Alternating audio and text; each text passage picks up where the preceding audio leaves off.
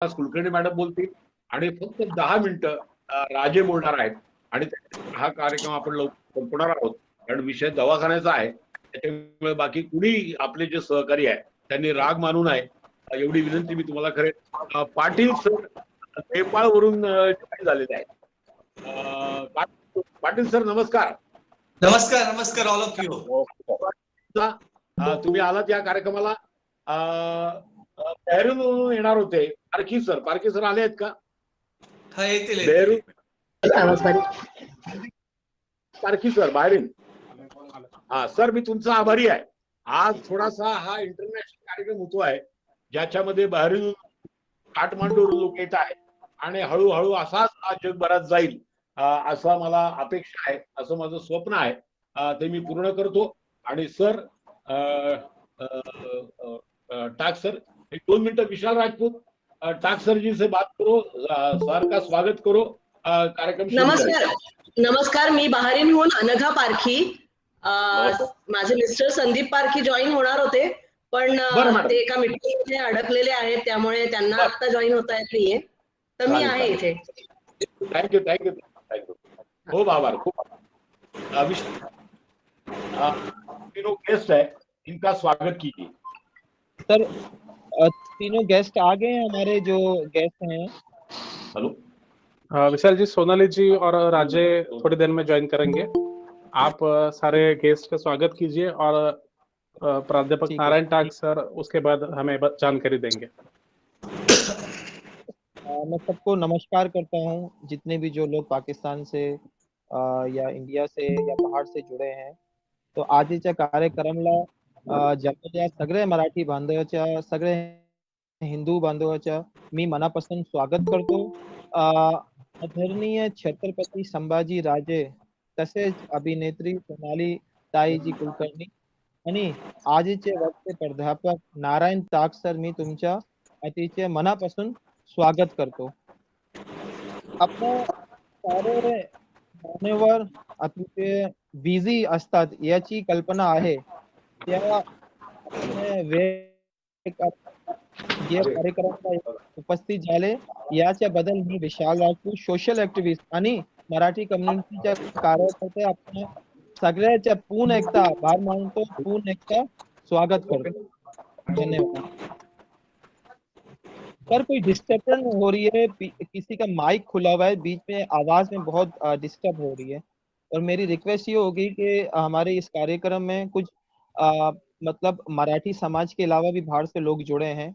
Marathi speaking के अलावा भी अगर हिंदी में भी थोड़ी स्पीकिंग की जाए तो उनको भी समझ में आएगी, जो हमारे दूसरे गेस्ट हैं. तो आपका बहुत बहुत मैं धन्यवाद करूंगा. थँक्यू. ओके. सो मी सगळ्यांना आवाहन करेन की आपलं बोलणं झाल्यानंतर प्रत्येकाने आपापला माईक ऑफ ठेवायचा आहे. म्हणजे पूर्ण मीटिंग सुरू असताना प्रत्येकाने आपला माईक ऑफ ठेवायचा आहे आणि जेणेकरून दुसरे जे मान्यवर बोलता आहेत त्यांना डिस्टर्ब होणार नाही. मैं जो पाकिस्तान से हमारे गेस्ट ज्वाइन हो चुके हैं उनको भी मैं रिक्वेस्ट करूंगा कि जब आपकी बारी आएगी तभी आपको माइक ओपन करना है. उससे क्या होगा, जो बात कर रहा है, जो भी गेस्ट बात कर रहे हैं उनको डिस्टर्ब नहीं होगा. सो मैं प्राध्यापक नारायण टाक जी से रिक्वेस्ट करूंगा कि डॉक्टर बाबा साहेब आम्बेडकर जी के बारे में वो अपना जो लेक्चर है, जो इन्फॉर्मेशन है वो स्टार्ट करें. Sir please. अच्छा, नमस्कार. आवाज येतोय ऐकायला सगळं? हो सर, येतोय. हा, नमस्कार. मी पहिल्यांदा जे सर्व पुराणी कुटुंब आहे ज्यांनी हे सगळं घडवून आणलेलं आहे, म्हणजे स्वप्ना स्टडीचं सगळं काम करतायत ते सर्व कार्यकर्ते जे जॉईन झालेले आहेत बाहेरून, त्या सगळ्यांचे मी पहिल्यांदा स्वागत करतो आणि कौतुक करतो खरं म्हणजे की हा एक फार विशेष उपक्रम आपण राबवत आहोत. आपण बाबासाहेब आंबेडकरांच्या या महामानवाचे आज आपण ही साजरा जो कार्यक्रम करत आहोत. खरं तर डॉक्टर बाबासाहेब आंबेडकरांचं जर व्यक्तिमत्व जर आपण असं बघितलं तर ते युनिव्हर्सल आहे. त्यांचे जे विचार आहेत ते जागतिक लेवलचे आहेत आणि कायमस्वरूपी टिकाऊ स्वरूपाचे आहेत. ते काय तात्कालीन स्वरूपाचे किंवा त्या प्रासंगिक होते असं नाहीये, ते स्वरूपाचे आहेत. हॅलो, माझा आवाज येतो नाही काय ना? आवाज ऐकायला येतोय?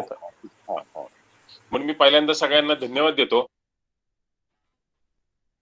आणि मी पहिल्यांदा काय मांडणार आहोत, बाबासाहेब आंबेडकर सगळ्यात विशेष काय बाबासाहेब आंबेडकरांचं, तर ते मराठी माणूस आहे, मराठी व्यक्ती आहे. म्हणजे महाराष्ट्रामध्ये मराठी विचाराचा सर्व जगभर खरं तर अभ्यास केला तो, म्हणून आपल्याला सगळ्यांना सगळ्यांच्या दृष्टीने अत्यंत अभिमानाची अशी गोष्ट आहे. आणि पहिल्यांदा म्हणजे मी स्वप्ना स्टडीज आणि सगळ्या या पौराणिक कुटुंबाचे का कौतुक करतो खरं म्हणजे, बघा ना, एक विशेष काय माहिती का, की मराठी भाषा शिकवण्यासाठी, मराठी संस्कृतीची देवाणघेवाण करण्याच्या उद्देशाने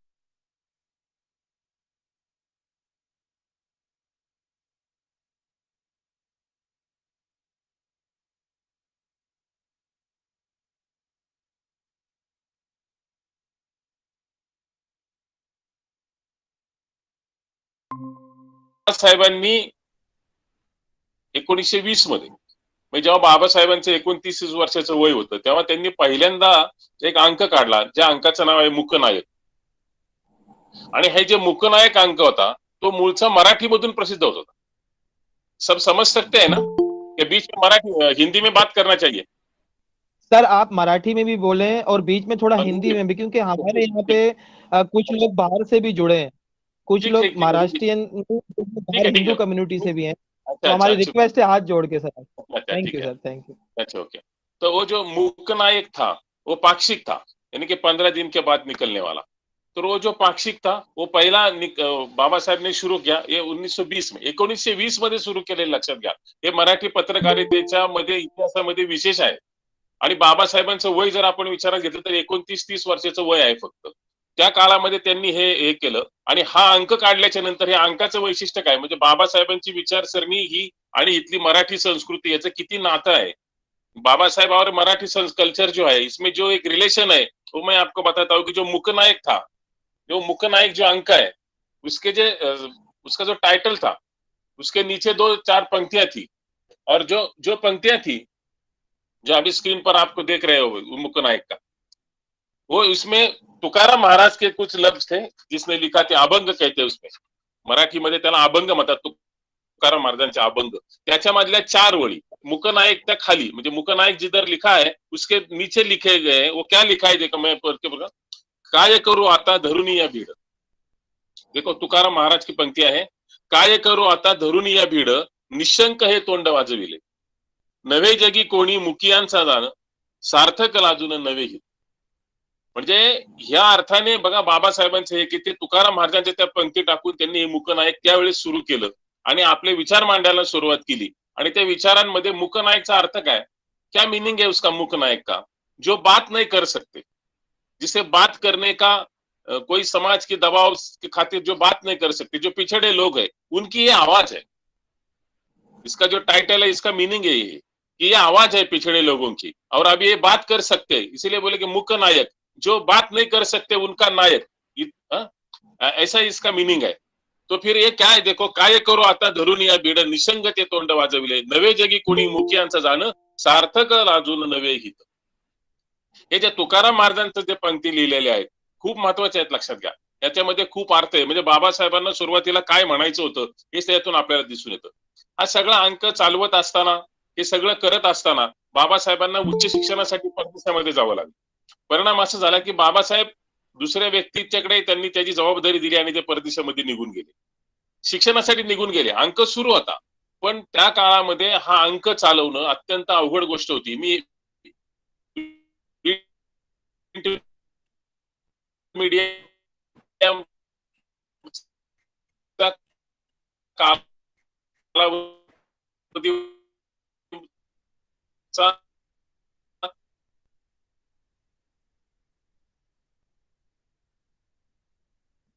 भारतामध्ये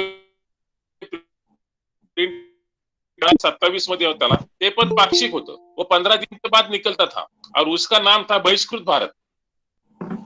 जो बहिष्कृत भारत की जो भूमिका है, जो दूसरा अंक वो निकलते थे नियत का पाक्षिक, उसकी जो भूमिका है इंडियन, ये जो लड़ाई थी उनकी इसमें बहुत बड़ा इसका कंट्रीब्यूशन है। और वो जो महाड़ का सत्याग्रह और जो भी उसकी जो सोच थी वो सब बाबा साहब अम्बेडकर ने उसमें लिखा और वो लिखने लगे, वो संपादक बने। इसके देखो इसका एक ये जब हम सोचते हैं तो सभी जाति वर्गों के लोग इसमें लिखते थे। ऐसा कोई नहीं था कि सिर्फ पिछड़े लोग लिखते थे। जिनको ऐसा लगता था कि ये शोषण नहीं होना चाहिए, ऐसे सभी जो लोग होते थे इसमें लिखते थे। अभी देखो तब तक तो एक जो नया इंडिया है 1947 के बाद जो हुआ वो नहीं हुआ था। वो पहले वो ब्रिटिश का रूल के बारे में जब था, मैं उसी समय की बात कर रहा हूँ, त्यावेळेस मी बोलते 1928 मध्ये 1928 में और एक आंदोलन निकला, इसका नाम था समता, इक्वेलिटी, सब समान है।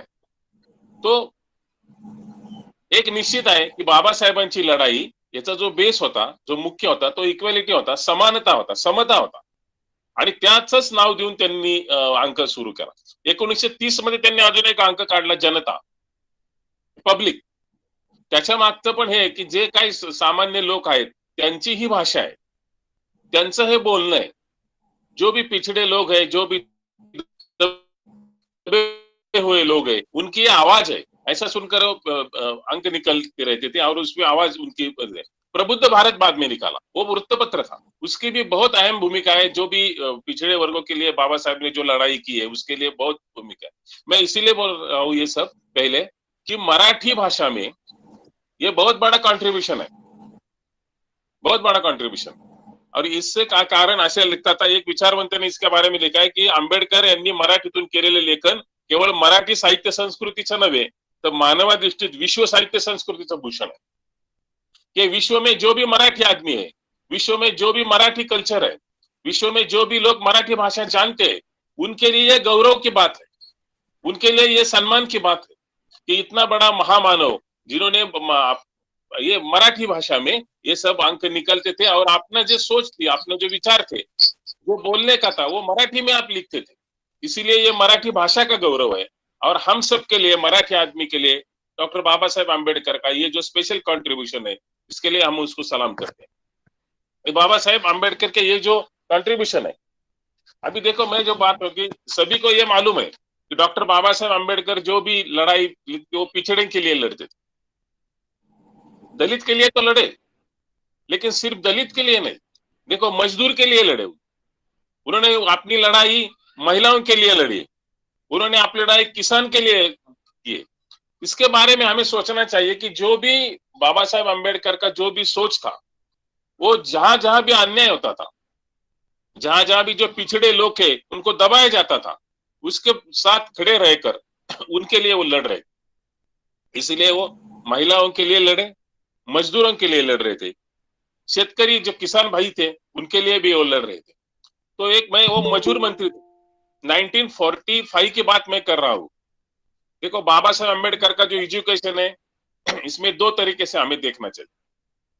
पहला, उन्होंने जो भी डिग्री ली हुई थी वो ज्यादा तो इकोनॉमिक्स में थी, और इसमें जो उनके जो डॉक्टरेट थी वो भी इकोनॉमिक्स में। और फिर भी उन्होंने कायदा, बार एट लॉ जो सब दुनिया की सबसे बड़ी डिग्री मानी जाती थी तब, वो भी उन्होंने ली थी। तो उनका जो एजुकेशन है वो सब ऐसा इकोनॉमिक्स एंड लॉ ऐसा था। उनके आपने तो बहुत सोचा होगा उनके बारे में, उनकी बुद्धिमत्ता, एक प्रखर बुद्धिमत्ता, और वो जो स्टडी करने का उनका तरीका जो आज भी दुनिया में माना जाता है कि इसकी तारीफ की जाती है। लेकिन देखो मैं ये बोलता कि वो दलित के लिए लड़े, वैसे मजदूर के लिए लड़े। अभी हम सोच रहे, ये 1945 की बात मैं कर रहा हूँ, 1945। तब उन्होंने, अभी जो हम जो काम कर रहे हैं ना, उसके जो 8 तास काम करते हैं, अभी दुनिया ने ले लिया है कि कम से कम 8 तास काम करने का, अगर ज्यादा काम किया तो उसका भी और एक तनख्वाह मिलेगा। या आज के ये सब कितना काम करना चाहिए दिन में मजदूर ने, वो बाबा साहब ने पहले बताया था, और उन्होंने वो पार्लियामेंट रखा था कि कैसी स्ट्रक्चर होना चाहिए, वो ज्यादा शोषण नहीं होना चाहिए मजदूर का, और कैसा वेतन देना चाहिए, वेतन की संरचना कैसी होनी चाहिए जिससे वो मजदूर आपको जिंदगी जी सकेगा, और मिनिमम वेतन कितना देना चाहिए कि इसके कम वेतन नहीं देना चाहिए। ये जो सोच थी बाबा साहेब अम्बेडकर की, वो श्रम करणारा जो हर आदमी है उनके लिए, प्रत्येक श्रमिकासाठी होती, प्रत्येक काम करणाऱ्यासाठी होती। प्रत्येक कष्ट करायसाठी होती, मग ती स्त्री असो अगर पुरुष असो. बाबासाहेबांनी जो महागाई भत्ता ही जी कन्सेप्ट आहे उनको पहिले लिया. त्याप्रमाणे लोकांना जास्त पगार मिळायला लागला. एकदा किमती वाढल्या, इन्फ्लेशन हो गया, वो ज्यादा चलन वाढ हो गई और पैसे की मूल्य बढ़ गए, तो लोगों को और भी तनख्वाह मिलता था. वो जो जुड़ा हुआ है अभी तक चल रहा है, उसका जो प्राइमरी जो ये बाबा साहेब का क्रेडिट है. फिर बाद में उन्होंने लिखा कि कैसा चाहिए कामगार, उसका जीवन अच्छा होना चाहिए, और उसका जीवन अच्छा हुआ तो वो अच्छा काम करेगा, और अच्छा काम करने के लिए उसकी अच्छी सेहत चाहिए, उसके लिए अच्छा घर चाहिए. तो उन्होंने एक गृह निर्माण सोसाइटी का जो गठन किया था वो तब किया. 1945 में बाबा साहब अम्बेडकर को ये था कि अभी सोसाइटी ऐसी चाहिए जिसमें मजदूर अच्छा घर उनको मिले, इसमें आरोग्य का खुजा मिले कि दवा पानी का खर्चा है वो भी उठाए कंपनी या मालिक उठाए, और इसकी जो तबीयत है वो अच्छा रखे, आरोग्य विषयक सुविधा. और जो अभी जो हेल्थ इंश्योरेंस की कल्पना है हम सब करते हैं, अभी हेल्थ इंश्योरेंस को ज्यादा प्रायोरिटी, अभी कोरोना के वक्त हेल्थ इंश्योरेंस सबसे महत्वपूर्ण अभी लग रहा है, दिख रहा है हम इस पे. तो बाबा साहब ने कामगार के लिए पहले इंट्रोड्यूस किया. तो बाबा साहब अम्बेडकर का ये सबसे बड़ा कंट्रीब्यूशन है मजदूर के लिए. भाई सादे मजदूर कौन था, उसमें स्त्रियां थी और पुरुष भी थे ना. स्त्री पुरुष दोन्ही मजदूरांसाठी बाबासाहेबांनी ही विचारसरणी मांडली, आणि 1945 ची विचारसरणी. बाबासाहेब तेव्हा मजूर मंत्री होते अगोदरच्या ह्याच्यामध्ये, आणि मग त्यावेळेस बाबासाहेबांनी एक परिषद भरवली होती, आणि त्या परिषदेमध्ये त्यांनी हे मांडले विचार आहेत, आणि ते प्रत्यक्ष ते बोलले नाही, ते कृतिशील विचारवंत होते. जो भी वो बात करते थे वो इम्प्लीमेंट करते थे, सिर्फ बात नहीं करते. तो इसीलिए वो ये एक महान कार्य उसने किया था. अभी देखो एक बंगाल जो है इसमें एक प्रकल्प था जिसे हम दामोदर योजना कहते हैं. दामोदर, ये 1945 में वहां एक कॉन्फ्रेंस हुई थी दामोदर योजना की. तब धरण कैसा चाहिए, यानी कि डैम, आज बड़े बड़े डैम बन रहे हैं, वो जो डैम का कंसेप्ट है वो डैम कैसा चाहिए, वो बाबा साहब अम्बेडकर ने 1945 में बताया था. डैम कैसा चाहिए, तो जो भी बाढ़ आएगी इसको कंट्रोल करना चाहिए, और बाढ़ कंट्रोल करने के लिए डैम चाहिए, और जिधर भी इधर वो स्टार्वेशन या दुष्काल होता है उसका उसके लिए इलाज चाहिए. इसको लोगों को अपना जो अनाज आएगा और उसके कुछ न कुछ उनका जो इन्कम आहे, इन्कम अच्छा म्हणजे चांगलं इन्कम असावं, चांगलं जीवन शेतकऱ्याला जमावं म्हणून धरणं बांधली पाहिजेत. हे बाबासाहेबांचं बेसिक कल्पना होती. आणि जे ग्रीड आहे, जहां से अभी हम इलेक्ट्रिसिटी का प्रोडक्शन करते हैं ना डैम से, वो कल्पना उन्होंने तब बताई. त्यांची ही मूळ कल्पना होती की ब्रिटिश सरकारने ब्रिटनमध्ये ती अंमलात आणलेली होती, आणि ती भारतामध्ये अंमलात आणावी असं बाबासाहेबांनी मांडलं, आणि त्याच्यामध्ये विद्युत प्रकल्प सुरू करायचे केले, आणि त्याच्यातून एम्प्लॉयमेंट कसं क्रिएट करता येईल. बाबासाहेब मूळचे हे अर्थशास्त्री, ते अर्थशास्त्रज्ञ होते. त्यामधून कसं एम्प्लॉयमेंट तयार करता येईल ते करण्याचा बाबासाहेबांनी जो प्रयत्न केला त्याचं आपण कौतुक केलं पाहिजे. दुसरी गोष्ट, आपल्याकडे जमीनदारी पद्धत, म्हणजे काही लोक जमिनीचे फार मोठे मालक होते, हजारो एकराचे मालक होते, आणि काही जणांच्याकडे जमीनच नव्हती. जमीन नसलेला वर्ग त्यावेळेस 10% पेक्षा लोकसंख्येमध्ये जास्त असा वर्ग होता ज्याच्या नावावरती जमीनच नव्हती. बाबासाहेबांनी जमीनदारीला विरोध केला. बाबासाहेब हे मूळचे कोकणामधले होते, महाराष्ट्रामधले, आणि तिथे जी खोत पद्धत होती ती जमीन एका अर्थाने दुसऱ्याचं शोषण करणारी पद्धत होती. तो इसके खिलाफ बाबासाहेब थे. तो उन्होंने जमीनदारी का बहुत जोर से खिलाफ थे उन्होंने, और इसे फिर कैसा चाहिए एग्रीकल्चर, वो तो समझते थे कि जो मालिकी हक है जमीन का, जो मालिक है जमीन का वो नहीं, वो तो सरकार चाहिए मालिक. ये पूरा देश का जो सरकार है वो जमीन का मालिक चाहिए, किसी को ज्यादा जमीन किसी को छोटा जमीन, ये वो मानते नहीं थे. ऐसा इम्प्लीमेंट नहीं हुआ. फिर भी वो उनका जो सोच था, जो एक अर्थशास्त्री के नाते जो बाबा साहेब बोल रहे थे वो वही था कि गवर्नमेंट का जमीन होगा पूरा और लोग उस पर काम करेंगे. ये जो सोच है उनका, यानी फिर भी वो जो कंट्रोल करने का था, क्या देखो जहाँ वहां के जो बड़े लोग थे वो ज्यादा से प्राइसेस बढ़ाते थे, कीमती वस्तु का कीमती बढ़ाते थे, तो फिर वो शोषण होता था गरीब का. तो इसके खिलाफ भी उन्होंने जो कल्पना मांडी अर्थशास्त्री के रूप से कि कैसा कंट्रोल होना चाहिए इस पर, और प्रोडक्टिविटी कैसी बढ़नी चाहिए, अगर एक एग्रीकल्चर की प्रोडक्टिव हो या इंडस्ट्री की प्रोडक्टिविटी कैसी हो, इसके बारे में एक अर्थशास्त्री होने के नाते ने उन्होंने सोचा. देखो लॉर्ड केन्स एक बहुत बड़े अर्थशास्त्री है, उनके साथ भी बातचीत हुई थी डॉक्टर बाबा साहेब अम्बेडकर की, जब हमारा जो फॉर्मेशन हुआ रिजर्व बैंक ऑफ इंडिया का. इसके बारे में मैं अपना सोच अलग तरीके से बाबा साहेब अम्बेडकर ने माना। तो एक अर्थशास्त्री के रूप में बाबा साहेब बहुत बड़े आदमी। अगर मैं तो ये ऐसा मेरा कहना है, मैं तो खुद अर्थशास्त्र का विद्यार्थी हूँ, स्टूडेंट। अगर बाबा साहेब इस लड़ाई में नहीं होते तो दुनिया के सबसे बड़े अर्थशास्त्री होते।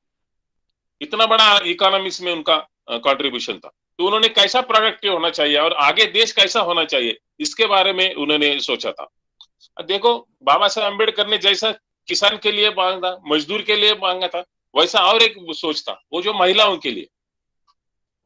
अपनी जो संपत्ति है, जो वडिलोपार्जित संपत्ति है, जो पिता से अपने पुत्र को संपत्ति मिलती है, तो बाबा साहेब का ऐसा सोच था कि पिता से आने वाली संपत्ति, चाहे वो लड़का हो या लड़की हो, दोनों को ही मिलना चाहिए और वो भी उसका हिस्सा समान बराबर होना चाहिए।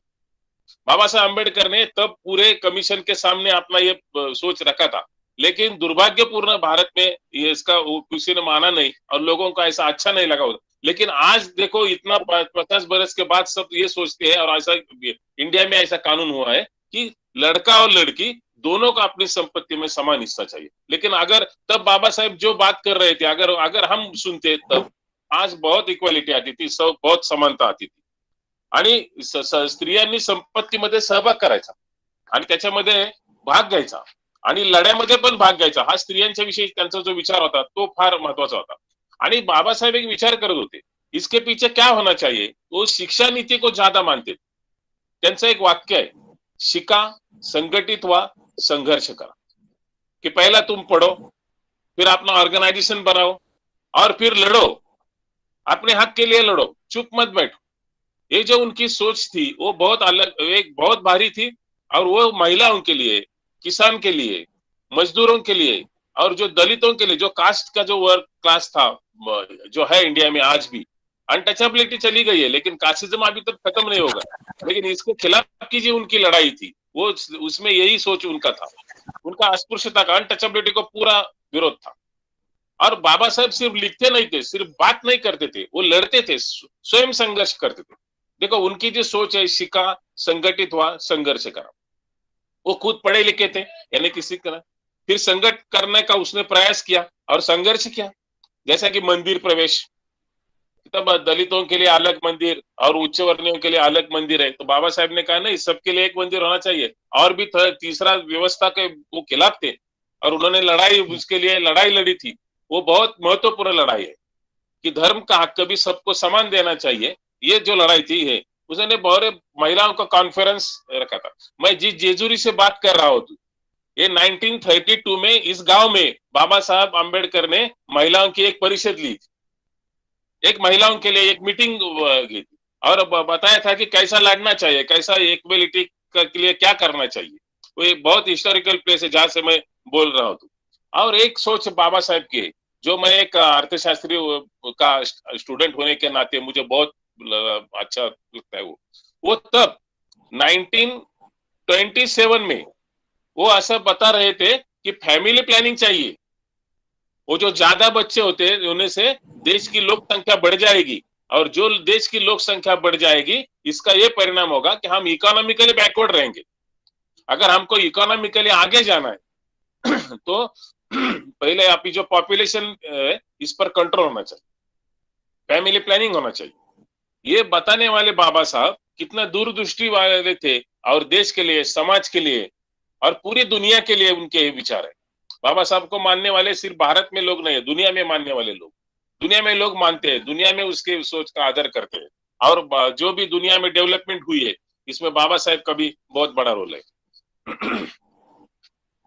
डॉक्टर बाबा साहेब अम्बेडकर का अभी सोच रहे थे, ये जो अलग अलग उनके पहलू है, जो लड़ाई उन्होंने दलितों के लिए लड़ी, वो लड़ाई इक्वेलिटी की थी, समानता की थी। उनको वो मानते थे कि सब आदमी समान होना चाहिए, सबका जो वैल्यू है वो समान होना चाहिए।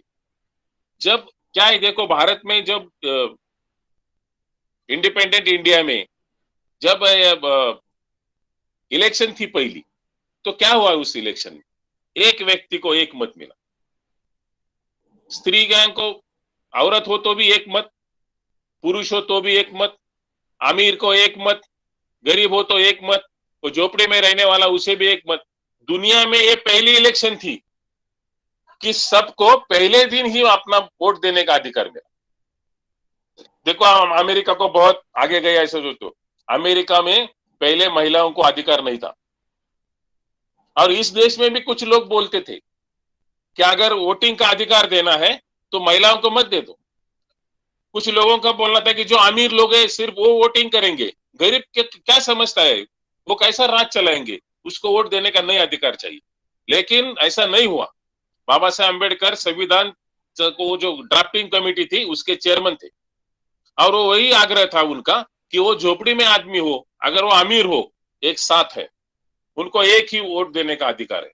देखो अभी हमें एक और भी करना है। बाबा साहेब अम्बेडकर के हम अभी उनके जो उनके बारे में सोच रहे हो, उनको अभिवादन कर रहे हो, तो अभी तक एक व्यक्ति को एक मत मिला है, लेकिन समान क्रेडिट नहीं मिला। तो सोसाइटी में अब सबकी जो इज्जत है वो समान होनी चाहिए। बाबा साहेब को यही अपेक्षा थी उसमें, इसीलिए ये जो डेमोक्रेसी में मिला हमारा जो अधिकार है उसे बहुत ही है, और ये दुनिया में ऐसा अधिकार मिला है जो पहले दिन मिला है, पहले दिन मिलने वाला ये अधिकार है, इसलिए उनकी प्रशंसा करनी चाहिए। स्त्री पुरुष समानता वो मानते थे। देखो मैं इधर से भाषण कर रहा हूँ, मुक्त में बोल रहा हूँ। अभी जो भारत का संविधान था इसके ड्राफ्टिंग कमेटी के चेयरमैन बाबा साहेब थे, और उन्होंने दुनिया के 150 से ज्यादा जो कॉन्स्टिट्यूशन थे उनका स्टडी किया था, और दुनिया में जिस देश के कॉन्स्टिट्यूशन में जो भी कोई अच्छा है उसके बारे में उन्होंने सोचा था, और ये सब सोचने के बाद जो इंडियन कॉन्स्टिट्यूशन बन गई है वो सब दुनिया उसका इज्जत करता है। एक कानून का राज, एक कानून का शासन निर्माण किया है। 125 से ज्यादा करोड़ लोग शांतता प्रिय से यहाँ रहते हैं। ये भाषण स्वातंत्र मिला है।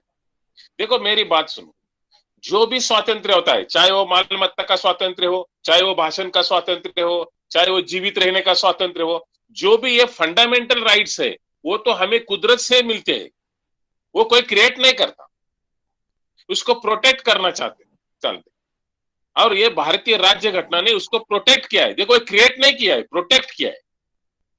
अगर तुमको ये कोई नहीं मिल रहा है तो उसके खिलाफ आप न्यायालय में जा सकते हैं, उसके खिलाफ आप लड़ सकते हैं कि चलो ये मेरा अधिकार है और मुझे कुछ क्यों नहीं मिला।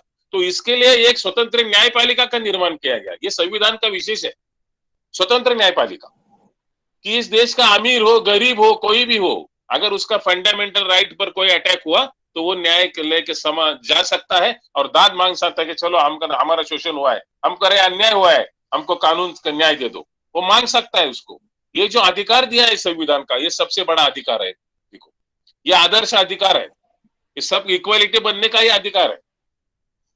और ये जो फंडामेंटल राइट्स उन्होंने जो प्रोटेक्ट किए हमारे संविधान से, तो उसके लिए बाबा साहब की बहुत तारीफ करनी चाहिए। बहुत दूर की सोच है, आज भी इतने वर्ष के साथ इतना अच्छा देश रह चुका। और देखो हमारे जो इंडियन कॉन्स्टिट्यूशन है सिर्फ इंडिया पूर्ति के लिए नहीं है, जो हमारे पड़ोसी देश है उसके सभी कॉन्स्टिट्यूशन पर इंडियन कॉन्स्टिट्यूशन का प्रभाव है।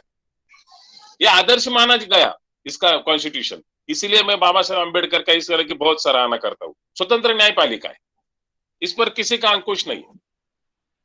वो सुप्रीम कोर्ट का जज है, वह इसका चीफ राष्ट्रपति है, लेकिन वो खुद बाई करता है। और देखो ये राज्य घटना बदलने का किसी को अधिकार नहीं, कोई नहीं बदल सकता। बातें करते हैं लोग, बात बदल नहीं सकते। इसका जो जब ये ली गई राज्य घटना तभी वह तय हुआ है कि राज्य घटना कोई बदल नहीं सकता है। ये संसद भी स्वतंत्र है,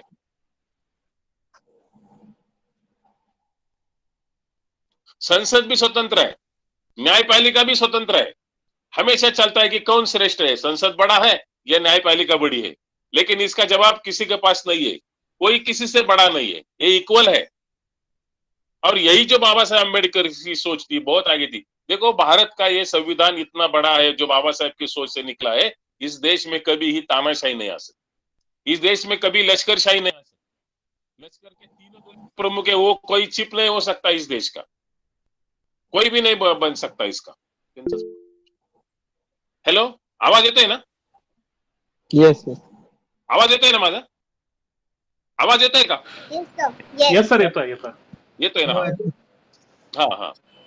आणि इथे येणार नाही अशा पद्धतीने आणखीन एक बाबासाहेबांचा विचार तुम्हाला सांगतो. त्यांना लहान लहान राज्य अभिप्रेत, म्हणजे आपल्याकडे आता भारतामध्ये भाषावार प्रांत नसतो. आपण अमेरिकेत जर गेलो तर फुटपट्टी मांडून त्यांनी स्टेट्स तयार केली.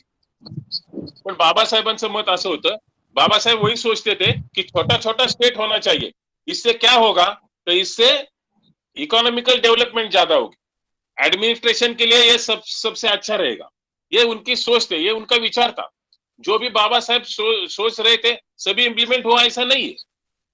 अगर वो सोचते थे तो भी नहीं, क्योंकि देखो डेमोक्रेसी में तो सबका जो भी बात है उसके साथ रहकर जो भी बहुमत मिलता है उसके आधार पर निर्णय किया जाता है. तो उसके तब कुछ लोगों ने ऐसा बताया था कि गांव की जो पंचायत चुन के आएगी वही न्याय व्यवस्था होगी. बाबा साहेब इसके खिलाफ थे. उन्होंने कहा कि यह गलत है, ये शोषण होगा. अब बहुमत के आधार पर लोग चुन के आएंगे गांव की पंचायत में और वो न्याय करेंगे, तो न्याय करने का अधिकार उनको नहीं मिलेगा. न्यायपालिका स्वतंत्र होनी चाहिए और न्यायपालिका स्वतंत्र ये जो सोच है उनका, ये यूनिवर्सल सोच है कि सबको फंडामेंटल राइट्स मिलना चाहिए. सबको अपने अधिकार, अगर किसी ने अपने ऊपर अन्याय किया है तो उसके खिलाफ लड़ने का अपने पास ताकत होनी चाहिए. ये तो यूनिवर्सल सब्जेक्ट है उसका. अभी और एक अर्थशास्त्री होने के बात उनका एक है, उन्होंने एक वित्त आयोग की निर्माण किया, यानी कि स्टेट और गवर्नमेंट इसमें कैसा डिस्ट्रीब्यूशन रहेगा, वो टैक्सिज्म कैसा रहेगा, टैक्स के बाद जो इनकम आएगा वो कैसा दिया जाएगा एक दूसरे के लिए, ये भी बहुत है. और इलेक्शन कमीशन जो इंडिपेंडेंट है वो बाबा साहेब अम्बेडकर की सोच थी कि इंडिपेंडेंट अगर इलेक्शन कमीशन हम करेंगे तो इस देश के लिए और इस समाज के स्वास्थ्य के लिए बहुत बड़ा ये होगा. और भी मैं एक बाबा साहेब अम्बेडकर का सोच का ये सबसे बड़ा पहलू के मैं बात कर रहा हूँ. उनका सबसे बड़ा एक ऐसा था कि व्यवस्था कैसे होनी चाहिए, ये राज्य शासन कैसा होना चाहिए, ये राज्य सकट कैसा होना चाहिए, तो धर्मनिरपेक्ष होना चाहिए. कोई भी शासन का कोई धर्म नहीं होगा. जो भी कोई जितने भी धर्म होंगे देश में वो सब इक्वल रहेंगे. शासन का खुद का कोई धर्म नहीं रहेगा. और जो आदमी चाहता है जिस धर्म का आचार करना है उसका पालन करना है वो कर सकते हैं, वो कर सकते हैं. ये जो उन्होंने जो फंडामेंटल राइट्स जैसा जो बताया इसमें, ये सब सर्वधर्म समभाव, सब इक्वल है, सबके बारे में अपनी जो सोच है वो इक्वल है. ये जो डॉक्टर बाबा साहेब अम्बेडकर के जो बेसिक फंडामेंटल जो विचार है वो बहुत बड़े थे. और ये सब करने के लिए उनका अगर जीवन चरित्र हमने देखा तो हमें ऐसा लगता है कि बहुत बड़ा त्याग है. उनको बहुत और कुछ करना था, बहुत कुछ करना था, लेकिन फिर भी उन्होंने जितना भी अपना उनका लाइफ है इसमें जो भी काम किया है वो इतना बड़ा है कि हम और 100, 200, 1000 वर्ष बाबा साहेब अम्बेडकर ने जो हमको दिया है उसके बारे में एक अच्छा जिंदगी जी सकते हैं. और जो इक्वल समाज व्यवस्था कहते हैं, जो समानता है, सब समान है, स्त्री पुरुष भेद नहीं है, तो या कोई गरीब श्रीमंत ऐसा ही भेद नहीं है. ऐसा एक अच्छा समाज जिसका सामाजिक स्वास्थ्य अच्छा होगा और जो लोग दुनिया में सब लोग आनंद रहेंगे, ऐसा जो उन्होंने सोचा है वो बहुत अच्छा था. इसीलिए मैं आपका सबका आवाज येतोय ना? कैलक्युलेशन करणार आहे मी आता. हाँ. अभी देखो बाबा साहेब अम्बेडकर का ये जो सोच है, जो अभी आधा घंटा मुझे मिला था, मैंने तो आधा घंटा का भाषण किया इसीलिए जो आपने दिया था वक्त उसमें.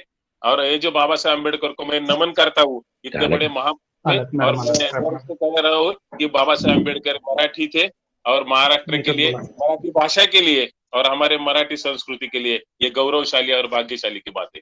आप सब लोग जुड़े और मैं जो बात कर रहा हूँ तो आपने सुना, इसलिए मैं आपको धन्यवाद दे रहा हूँ. और अभी बहरीन से आए हुए लोग हैं, नेपाल से आए हुए लोग हैं, पाकिस्तान से जुड़े हुए लोग हैं, कोई दुबई में से भी जुड़े हुए होंगे, भारत के लोग हैं. मैं सबका आभार व्यक्त करता हूँ और आप सबको एक शुभकामना देता हूँ कि ऐसे कोरोना के काल में अपने घर में थोड़ा सा बच के रहे और आपका स्वास्थ्य अच्छा रहे. नमस्कार sir. Thank you Narayan sir, आपका बहुत अच्छा आपने बताया, बहुत अच्छा लगा बाबा साहब के बारे में और आपने इतनी अच्छी स्पीच दी हमारे लोगों के लिए. विशाल जी, सोनाली कुलकर्णी ज्वाइन हुए हैं. ताई नमस्कार. विशाल जी हमारे यहाँ से स्वागत करो. हमारे गेस्ट आपके पाकिस्तान से एमपीए मंगला ताई शर्मा भी है और कुछ लोग ज्वाइन हुए हैं, उनके नाम लो, उनका स्वागत करो। बाद में कृतिका पुराणिक मैडम जी का परिचय कर देंगी, सोनाली कुलकर्णी मैडम के बारे में बताएगी, बाद में मैडम बात करेंगे। आजचे कार्यक्रमात आदरणीय हमारे MPA मंगला शर्मा जी भी अपना टाइम निकाल के आई हैं। प्रोफेसर कुमार सर हैं, करण भाई हैं, यात्रा सेवा समाज के प्रेसिडेंट, माना साहब हैं, Chandra Kohli social activist, human rights के एक्टिविस्ट हैं, फाउंडर मेंबर भी हैं वो। तो हम सबका आभार मानते हैं कि उन्होंने अपना टाइम निकाल कर अपनी बिजी लाइफ में इतना टाइम दिया। तो हमें एक रिक्वेस्ट चाहिए आई है MPA Mangla Sharma ji, professor Kumar sir, माना साहब, चंद्र कोहली जी। सबका करता हूँ। सोनाली ताई अभी ज्वाइन हुई है। सोनाली ताई अभी कुछ बात करती।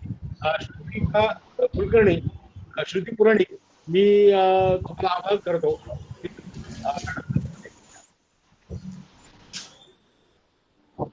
नमस्कार, आवाज येतो माझा? हो येतोय। नमस्कार, मी श्रुती पुराणी।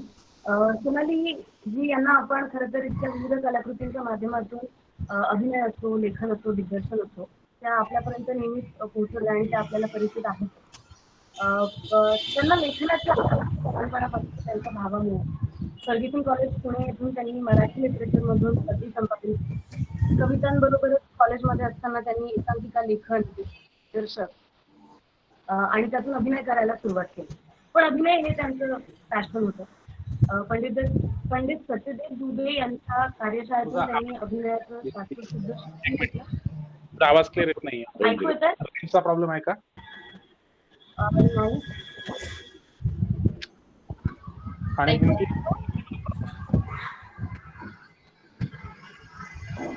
हेलो,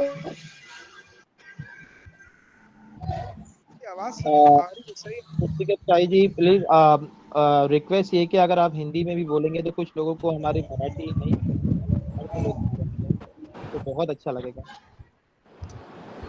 बिल्कुल विशाल, सही कहा आपने। जी जी, मैंने पहले भी रिक्वेस्ट की है तो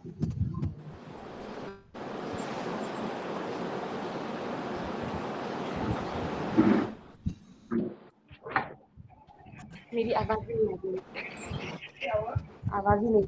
आजचे कार्यक्रमात आदरणीय सोनाली कुलकर्णी मेरी ताई आवाज आ रही है आप लोगों को? सोनाली कुलकर्णी ताईजी, मी तुमच्या मनापासून आभारी आहे। मी विशाल राजपूत इथल्या श्री महाराष्ट्र पंचायतचे कार्यकर्ते, एक सोशल ऍक्टिव्हिस्ट आहे।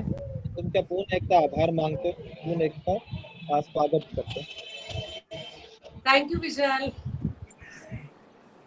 आज जी। तुम्ही तो वेळ मैं काढून आलात, सगळ्यांना वेळ काढून सब लोग अपना टाइम निकाल के आए हैं और बहुत अच्छी बात है। ये सब लोगों की बिजी लाइफ है। आप हैं हमारे साथ, यहाँ पाकिस्तान से भी प्रोफेसर कुमार सर, मंगला शर्मा जी हैं, करण कुमार हैं, हमारे चंद्र कोहली जी हैं। आप सर, आपके बात करने के बाद हमें हमारे जो दोस्त हैं हमें उनको जब तक श्रुति आती है विशाल, जब तक श्रुति आती है मैं सबको नमस्ते कहना चाहूंगी। बड़ा अच्छा लग रहा है आप सब लोगों से मिलके। जब पुराणिक सर ने मुझे बताया था इस पूरे माहौल के बारे में, आपकी जो कोशिश चल रही है मराठी सीखने की, उसके बारे में उन्होंने बताया था, तो मुझे बड़ा अच्छा लगा था। अच्छा लगने से भी ज्यादा उत्सुकता बहुत है कि आप सब लोग मराठी कैसे जानते हैं और बोलना चाहते हैं। तो अब देखते हैं, आने वाले आधे घंटे में हमारे इंटरेक्शन में मुझे पता चल ही जाएगा। Shruti, I think you are back, तो प्लीज आप बताइए। मेरी आवाज अभी आ रही है आप लोगों को? हाँ, आता है। बिल्कुल आपकी आवाज आ रही है, अभी आ रही है। जी जी जी, तो मैं उनका एक परिचय कराना चाह रही हूँ आप सभी को। वो हमें परिचित तो है ही, बट उनकी कुछ फिल्मों के बारे में मैं आपको बताना चाह रही थी। उन्होंने पंडित सत्यदेव दुबे जी इनके साथ एक वर्कशॉप में उन्होंने अभिनय सीखा प्रॉपरली। मराठीत ज्याला आपण म्हणतो शास्त्रशुद्ध शिक्षण घेणं, ते त्यांनी अभिनयाचं शास्त्रशुद्ध शिक्षण घेतलं आणि मग तिथून त्यांचा भाऊ संदेश कुलकर्णी यांना पण आपण ओळखतो, त्यांच्याबरोबर त्यांनी समन्वय हा थिएटर ग्रुप निर्माण केला आणि काम करायला सुरुवात केली। मराठी, हिंदी, इंग्लिश या भाषांमध्ये आपण त्यांचा अभिनय पाहिलाच आहे, पण त्याचबरोबर गुजराती, इटालियन आणि तमिळ या भाषा त्यांनी शिकल्या आणि त्या भाषांमधील चित्रपटांमध्ये काम करण्यासाठी त्याचा वापर करून घेतला. तुम्हा सगळ्यांना आश्चर्य वाटेल की मराठी कलाकारा आपल्याला पहिल्यांदा अभिनय करताना दिसली ती छेलुवी या कन्नड सिनेमात. दूरदर्शनसाठी करण्यात आलेलं हे एक प्रोडक्शन होतं आणि मग त्यानंतर अखंड त्यांचा अभिनयाचा प्रवास हा सुरूच आहे. दोघी या चित्रपटासाठी त्यांना सर्वोत्कृष्ट अभिनेत्री फिल्मफेअरचा पुरस्कार मिळाला आहे. फोकू सु देमी या इटालियन चित्रपटासाठी त्यांना मिलान इंटरनॅशनल फिल्म फेस्टिवलमध्ये गौरवण्यात आलं. त्यानंतर मुक्ता, डॉक्टर बाबासाहेब आंबेडकर आणि म्हणजे अशा दर्जेदार सिनेमांमधून त्यांनी कामं केली आहेत. हिंदी फिल्म इंडस्ट्री में भी उन्होंने बहुत जाने माने डायरेक्टर्स के साथ काम किया है. अमोल पालेकर जी के साथ उन्होंने काम करना शुरू किया. द स्क्वायर साइकिल, बंद झरोखे, जहां तुम ले चलो, मिशन कश्मीर, प्यार तूने क्या किया, दिल चाहता है जो मेरी बहुत फेवरेट फिल्म है, कितने दूर कितने पास, दिल विल प्यार व्यार, टैक्सी नंबर 911, सिंघम और भारत जैसी फिल्मों में हमने उन्हें अभिनय करते हुए देखा है. और हर किरदार में आपने ये महसूस किया होगा कि हर किरदार में वो हमेशा कुछ नया देने की कोशिश करती है. देऊळ, डॉक्टर प्रकाश बाबा आमटे, अगबाई अरेच्चा 2, रिंगा रिंगा, गाभरीचा पाऊस, पुणे 52 आणि डॉक्टर काशीनाथ घाणेकर यासारख्या सिनेमांमधून त्यांनी प्रेक्षकांना भुरळच घातली आहे. पण नाट्यसृष्टीतला प्रवास सुद्धा आपण त्यांचा विसरता कामा नये. सखाराम बाईंगर आणि व्हाईट लिली नाईट रायडर या नाटकांचा मला उल्लेख करावासा वाटतो. व्हाईट लिली नाईट रायडर या नाटकाचे तर त्यांनी मराठीतच नाही तर बाकीही भाषांमध्ये प्रयोग केले आहेत. तर प्रत्येकच बाबतीत म्हणजे चौकटीच्या बाहेर जाऊन प्रवाहाविरुद्ध काहीतरी करण्याचा प्रयत्न करणाऱ्या सोनालीजींचा आपण आपल्या या प्लॅटफॉर्मवर खूप खूप स्वागत करूया. हिंदी. हाँ जी, तो मैं हिंदी में ये कहना चाहूंगी कि हम सभी की वो फेवरेट है. हम सभी उन्हें किसी न किसी चाहे वो मतलब उनका लेखन हो या उनका अभिनय हो, इसके लिए हम उन्हें जानते हैं. तो मैं उनका बहुत बहुत स्वागत करना चाहूंगी और उनसे अनुरोध करना चाहूंगी कि हमारी इस छोटी सी फैमिली से आप जुड़े और हम सबसे गुफ्तगू करें. थैंक यू श्रुति. जैसा कि मैं कह रही थी श्रुति के आने से पहले कि मुझे बहुत अच्छा लग रहा है. मैं आप सबको देखने की कोशिश कर रही हूँ. इन छोटे छोटे विंडोज में मुझे थोड़े लोग दिखाई दे रहे हैं और मैं पता करने की कोशिश कर रही हूँ कि कौन ज्वाइन हो रहा है हमें. और आपके मुल्क से, आपके इमोशंस से मैं कैसे जुड़ सकती हूँ, मुझे बड़ी क्यूरियोसिटी है. आपको मेरी आवाज आ रही है? बिल्कुल मैम, क्लियर आ रही है. अच्छा, तो मैं विशाल में पार्टिसिपेंट्स को देख नहीं पाऊंगी. हेलो, विशाल में पार्टिसिपेंट्स को देख पाऊंगी या नहीं? नहीं मैम, पार्टिसिपेंट को आप नहीं देख पाएंगी. 2-3 लोगों को सिर्फ आप देख सकती हैं प्लीज. अच्छा. आप पार्टिसिपेंट बहुत सारे हैं. आपका आवाज सुन सकते हैं. आप जो बोल रहे हैं आप प्लीज बोले. थोड़ी हमारे और भी गेस्ट आए हुए हैं हमारे साथ. एमपीए मंगला शर्मा जो हमारी हैं वो भी जुड़ी हुई हैं हमारे पाकिस्तान. हमारे यहाँ प्रोफेसर कुमार जी, आप कैसी हैं? प्रोफेसर कुमार सर हैं, वो भी जुड़े हैं. हमारे क्या नाम है, अंतिम यात्रा सेवा समाज से मनोदरा हैं, जो गरीब हिंदू लोगों के लिए भी बहुत वर्क करते हैं सबके लिए. और चंदर कोहली हैं इंडियन से, वो भी जुड़े हुए हैं. माना साहब हैं, वो भी जुड़े हुए हैं. आपको सुन सकते हैं. तो आपका वेट कर रहे हैं. आपकी जो बातचीत खत्म होगी तो हम उनको जरा मौका देंगे बातचीत.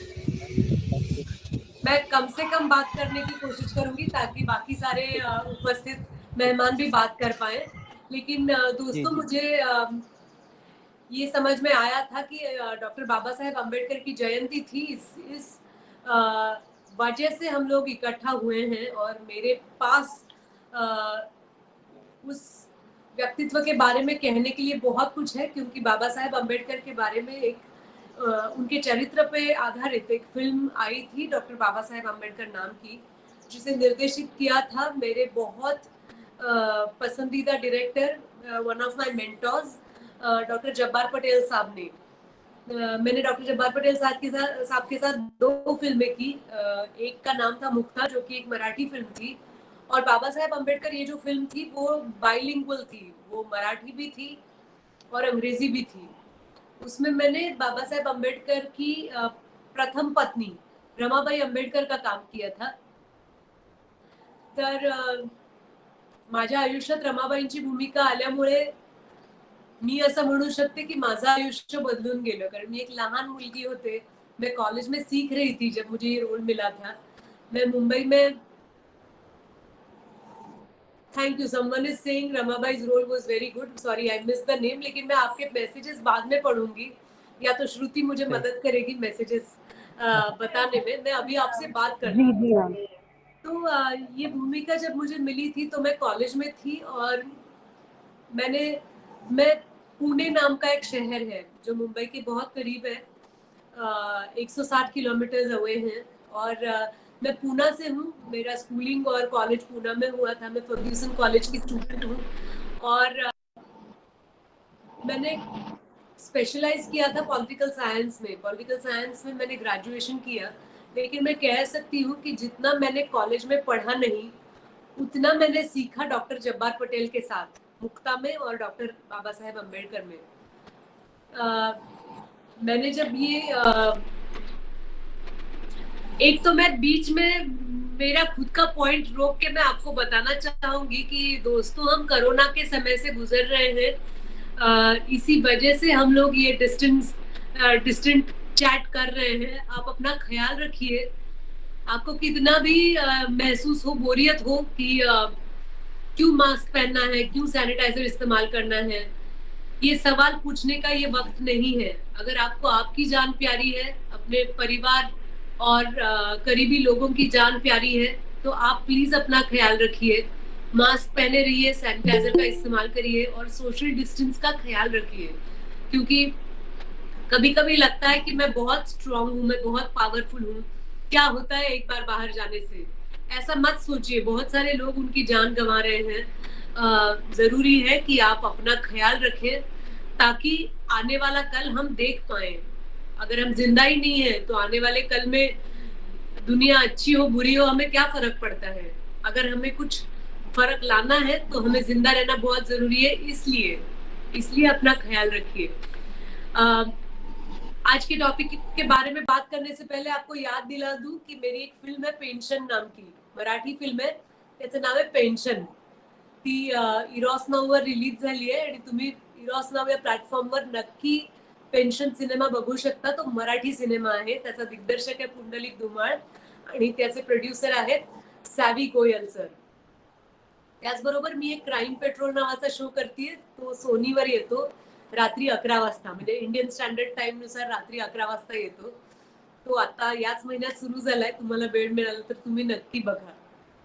तर कमिंग बॅक टू आपल्या गप्पा, मला असं वाटतं की मी खूप सिटी ओरिएंटेड मुलगी होते.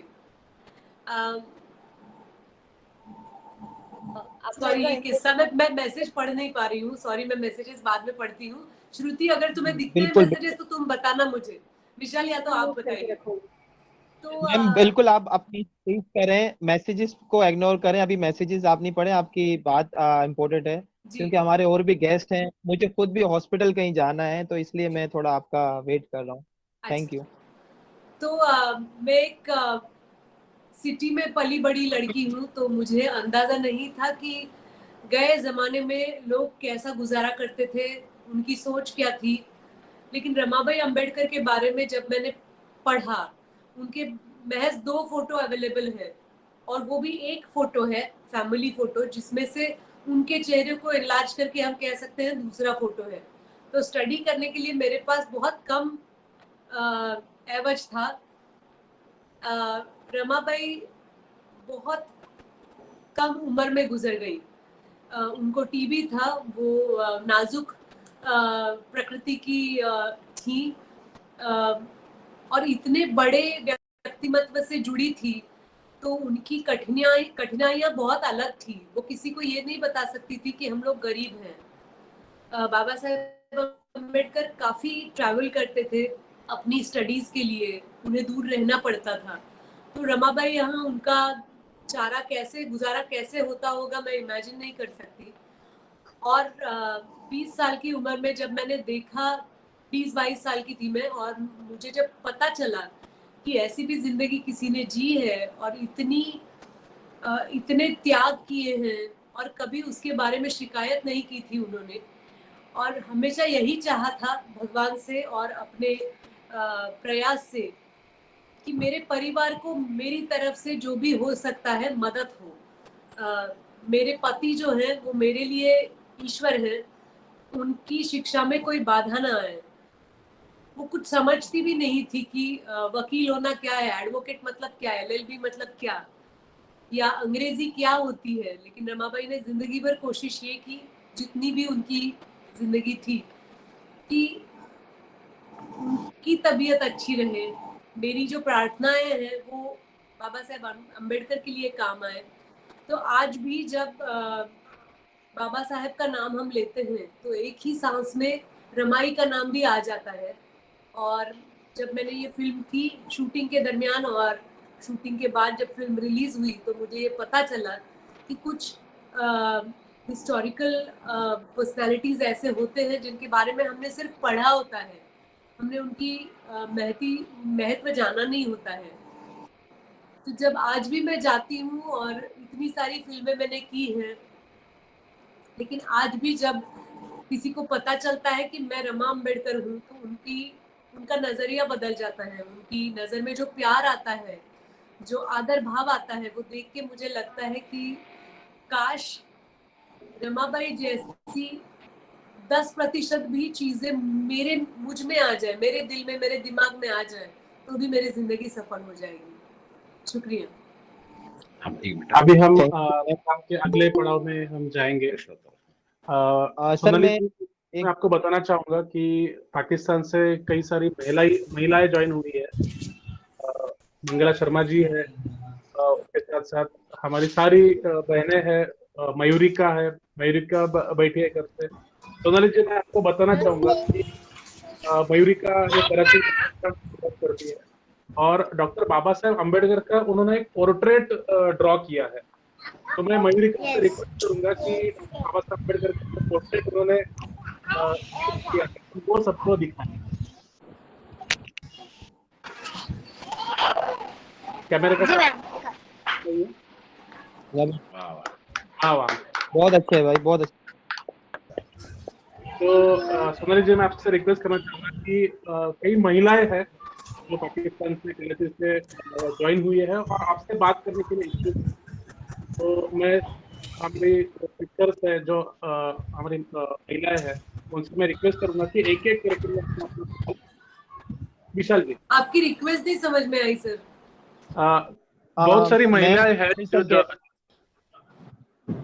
बहुत सारी महिलाएं ज्वाइन हो रही है। ये सर, उनको आपसे बात करनी है, उनके कुछ क्वेश्चंस है, वो आपको एक एक करके। जरूर। सबको नमस्ते, सलाम अलैकुम। आप ज्वाइन हुए हैं, मुझे बहुत अच्छा लग रहा है। सब हिंदू ही हैं। मैं एक क्वेश्चन करूंगा कि आप ये मतलब नाम बता दीजिए आप प्लीज। सोनाली कुरबानी। आपका नाम विशाल जी, आपका नाम पूछ रहे हैं। जी सपनी सर। मंगला जी, आपको बोल रहे हैं कि आपका नाम। जी मेरा नाम मंगला शर्मा है। मैं कह रही थी जो सवाल पूछ रहे हैं, क्वेश्चन कर रहे हैं, वो पहले अगर अपना नाम बता दें तो इंट्रोडक्शन सही हो जाएगा। राइट।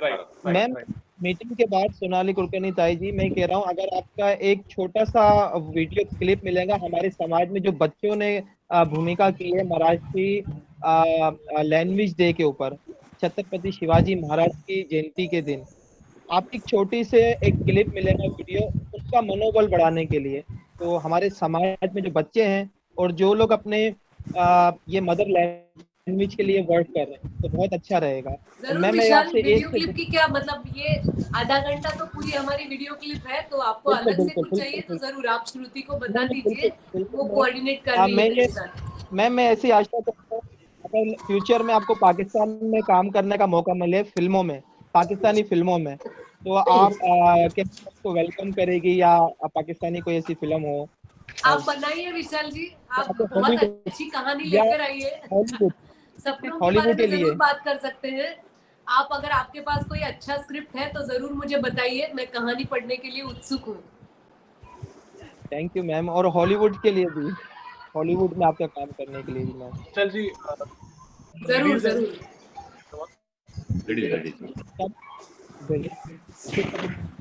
लीला जी, लीला मैम, लीला प्रकाश जी, नमस्कार। कुछ कहना चाह रही है? नमस्कार सोनाली जी, नमस्कार. कसे आहे तुम्ही? मी फार छान आहे. तुम्ही काय म्हणता? बिलकुल, तुमची फिल्में हमें माहिती लई लई छान, खूप मस्त फिल्में. अगर मी कुटुंबाची गोष्ट करेन तर चालेल? हाँ, हिंदी में भी बोले जो जल्दी हाँ? समझ में आए। थैंक यू बिल्कुल लैला लीला जी. जी, हिंदी में ओके. बड़ा अच्छा लगा. आप फिल्में देखी हैं? सोनाली जी, बस. हमने सुना है कि आप क्राइम पेट्रोल में एंकर का रोल कर रहे हैं जी. और हमें अब मौका मिल रहा है कि आपको और बार बार देखें. हमें बहुत खुशी हो रही है कि आप क्राइम पेट्रोल में आ रहे हैं और हमें बार बार आपको देखने का मौका मिलेगा. Thank you ma'am. और हमने आपकी बहुत सारी फिल्में देखी हैं, बहुत सारी फिल्में देखी हमने आपकी, चिंगम वगैरह, दिल चाहता है और टैक्सी नंबर 211, उसमें आपने नाना पाटेकर के साथ पिक्चर्स की हैं. आप बहुत खूबसूरत की हैं और बहुत लैला अपने जी, मुंह से क्या बोले. मेरे लिए ये कॉम्प्लीमेंट बहुत अच्छी, लीला. मतलब बहुत अहमियत रखती है, क्योंकि कभी कोई लड़की औरत से जब अगर कॉम्प्लीमेंट मिलती है तो दिल से होती है ना. तो मुझे बहुत अच्छा लगा. Thank you so much. और आपने अपना इतना कीमती वक्त हमारे लिए निकाला, ये सबसे बहुत बड़ी बात है. वो क्रेडिट है श्रुति और श्रुति के परिवार का. आपके सर भी है ना जो आपको मराठी सिखा रहे जरूर, हैं. हम उनके बहुत आभार हैं. Thank you so much. बहुत अच्छा कितना लग करें रहा है. चलो, okay okay, thank you. Shruti next कौन है? नेक्स्ट कौन है? और एक सेकंड. मैं पेट्रोल में भी फेवरेट है, मैं रोज देखता हूँ. Thanks a lot. बहुत अच्छा लगेगा. बिल्कुल, मैंने आपकी बहुत पब्लिसिटी की अपने स्टेटस पे, फेसबुक पे, अपने समाज में, अपने लोगों के साथ. क्राइम पेट्रोल में आप एंकरिंग करने वाली है. मैंने अपने फ्रेंड सर्कल में, अपने सब जगह, अपने ग्रुप्स में सब लोगों को भेजा है आपका. तो आपकी Thank वेट you. कर रहे हैं. विशाल जी, मंगला हेमा मैडम जी, को मीटिंग है. हेमा जी बात कर चुकी है और मंगला जी, हेमा जी बात कर चुकी है क्या? नमस्ते. नहीं मैडम. नमस्ते. हाँ, हेमा जी. नमस्कार. नमस्कार सोनाली मॅम. नमस्कार हेमा. कसे आहे तुम्ही? मी फार छान आहे. तू कशी आहेस? खूप छान. मॅम, लई मोठे फॅन आहे आम्ही तुमची ऍक्टिंग. आम्हाला खूप खूप खूप छान ऍक्टिंग तुम्ही करते. तो माझा एक प्रश्न आहे तुमच्याकडून की तुम्ही ना दिल चाहता है मनी ऍक्टिंग जो केली आहे सैफचे संगती आणि डान्स, ते आम्हाला लई खूप खूप छान लागला, लई पसंद आला. तो मैं ये कहना चाहती हूँ आपसे कि जो आपको ये चांस मिला, तो उसके लिए आपको क्या, आपके लिए कैसे, आपको जैसे आपने कितना उसके लिए स्ट्रगल या क्या किया आपने जो इतना आपको इतना बड़ा चांस के लिए. जाहिर सी बात है चांस ऐसे मिलना मुश्किल होता है. जी. थैंक यू हेमा आपके सवाल के लिए. लेकिन स्ट्रगल मुझे लगता है हर एक को करना पड़ता है. आप किसी भी प्रोफेशन में हो, आपको स्ट्रगल करना पड़ता है. अगर आप ये कहते हो कि मैं एक पेशेंट हूँ, मुझे हॉस्पिटल में भर्ती किया गया है, तो तबीयत सुधारने के लिए भी कोशिश करनी पड़ती है. वो भी स्ट्रगल होता है. तो मैं कभी अपने स्ट्रगल को बड़ा नहीं मानती हूँ. स्ट्रगल के बाद में जो सीख रही हूँ वो बहुत जरूरी है समझना. तो दिल चाहता है तक पहुंचने के लिए मैंने क्या स्ट्रगल किया वो बात अलग है. लेकिन दिल चाहता है कि अपॉर्चुनिटी मेरे लिए बहुत बड़ी है. वो फिल्म एक माइलस्टोन फिल्म है इंडियन फिल्म इंडस्ट्री की. तो मुझे लगता है मेरे करियर में पूरा एक पूरा टर्न या टर्निंग पॉइंट लाने का श्रेय मैं दिल चाहता है को दूंगी. इतने अच्छे कलाकार थे, इतने अच्छे निर्देशक जो कि यंग थे. फरहान अख्तर बहुत यंग थे और उनकी बहन जोया अख्तर, वो मेरी कास्टिंग डायरेक्टर थी और एक बहुत ही परफेक्ट टीम थी जो काम का भी आनंद उठाए और मजे भी उठाए, क्योंकि ऐसा नहीं था कि बहुत लोग ह्यूमर को लेके सीरियस हो रहे हैं, ऐसा नहीं था। उनका विश्वास ये था कि डिसिप्लिन रहे हमारे काम में, सब लोग मिलजुल के काम करें और लुत्फ उठाएं अपने हार्डवर्क का। तो बहुत अच्छा रहा, क्योंकि मुझे लगता है कि इंडियन फैशन, इंडियन म्यूजिक और स्टोरी टेलिंग सारे एस्पेक्ट्स में दिल चाहता है ने बहुत ऐसे कंट्रीब्यूशन दिया है जिससे पूरा रंग रूप बदल गया फिल्म इंडस्ट्री का। मॅडम मैं खुद को भाग्यवान मानती हूँ कि I am part of that film. Madam मी सगळ्यांना 1 मिनिट ब्रेक करतो. सगळ्यांचे माईक बंद ठेवा. आदरणीय युवराज,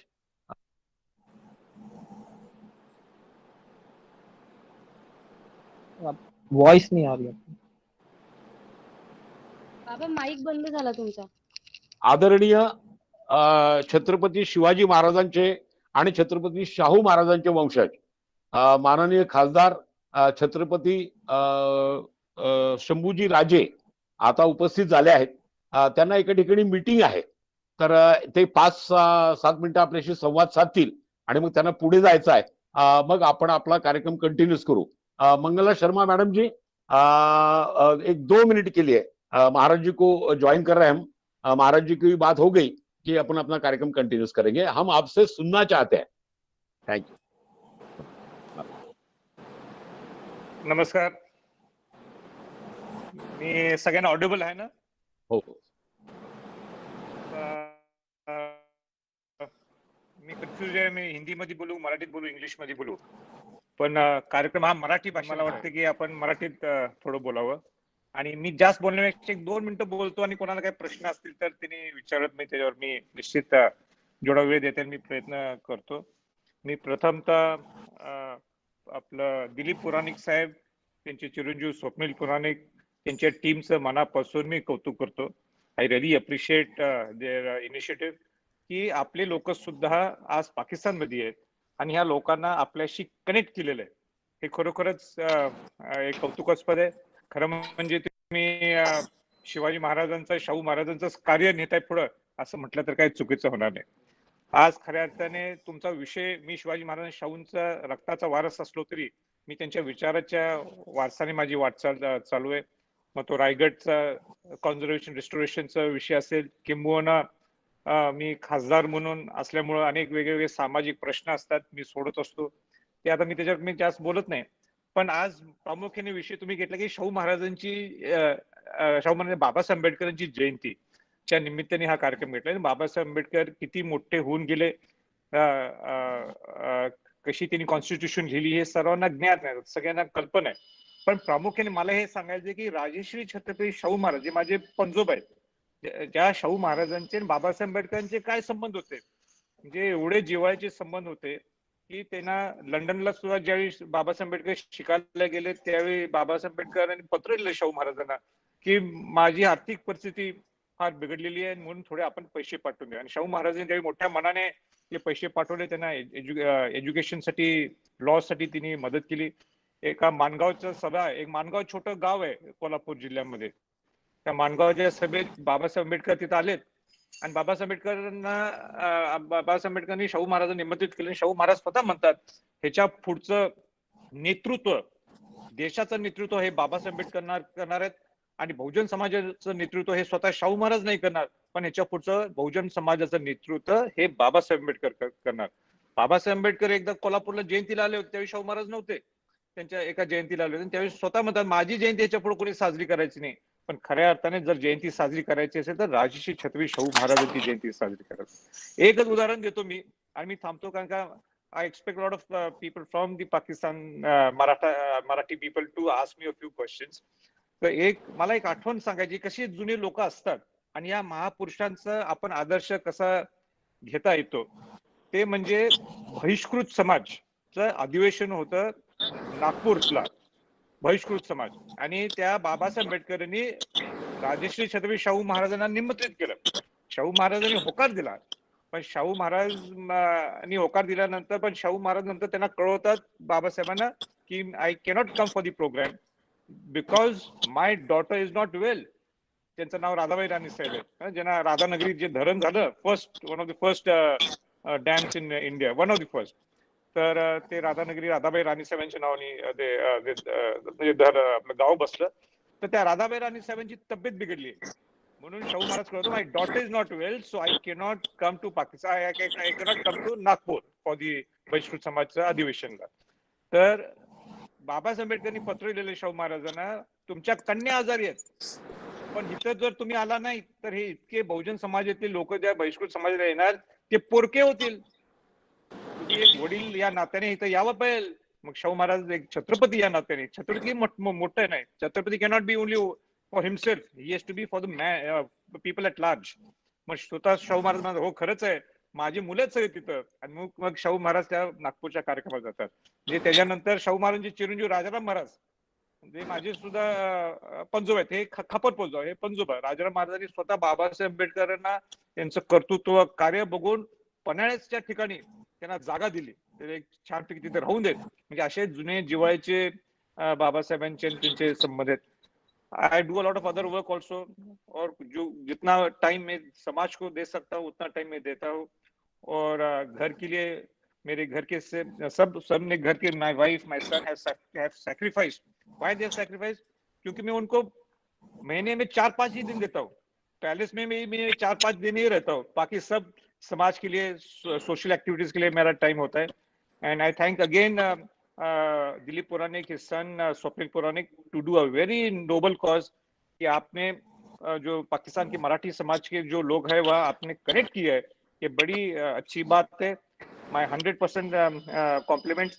आई नेवर बिलीव कि ऐसे आप कर सकते हो, और ये my 100% marks to you. Puranik साहेब, उद्या आमच्याकडनं काय कुठं मदत लागली तर निश्चित आम्हाला सांगा.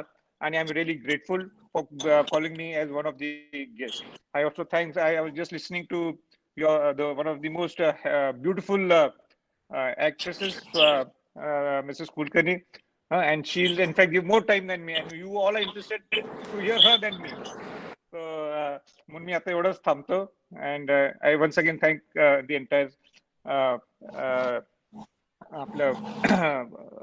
आपले पुणे मराठीचं आपलं जे सगळ्यांनी ऑर्गनाइज केलं. मग तिकडे पाकिस्तानच्या मधलेच मराठी लोक आहेत, गायकवाड आहेत, भोसले आहेत, अच्युत आहेत, जगताप आहेत, या सगळ्यांनी जो पुढाकार घेतला. आणि पुराणिकांनी इथनं जो साताऱ्यातून घेतला, म्हणून परत एकदा सर्वांना आभार व्यक्त करून मी थांबतो. Any questions for a minute or two please ask me, I will be very happy. Rajesh साहेब नमस्कार, मी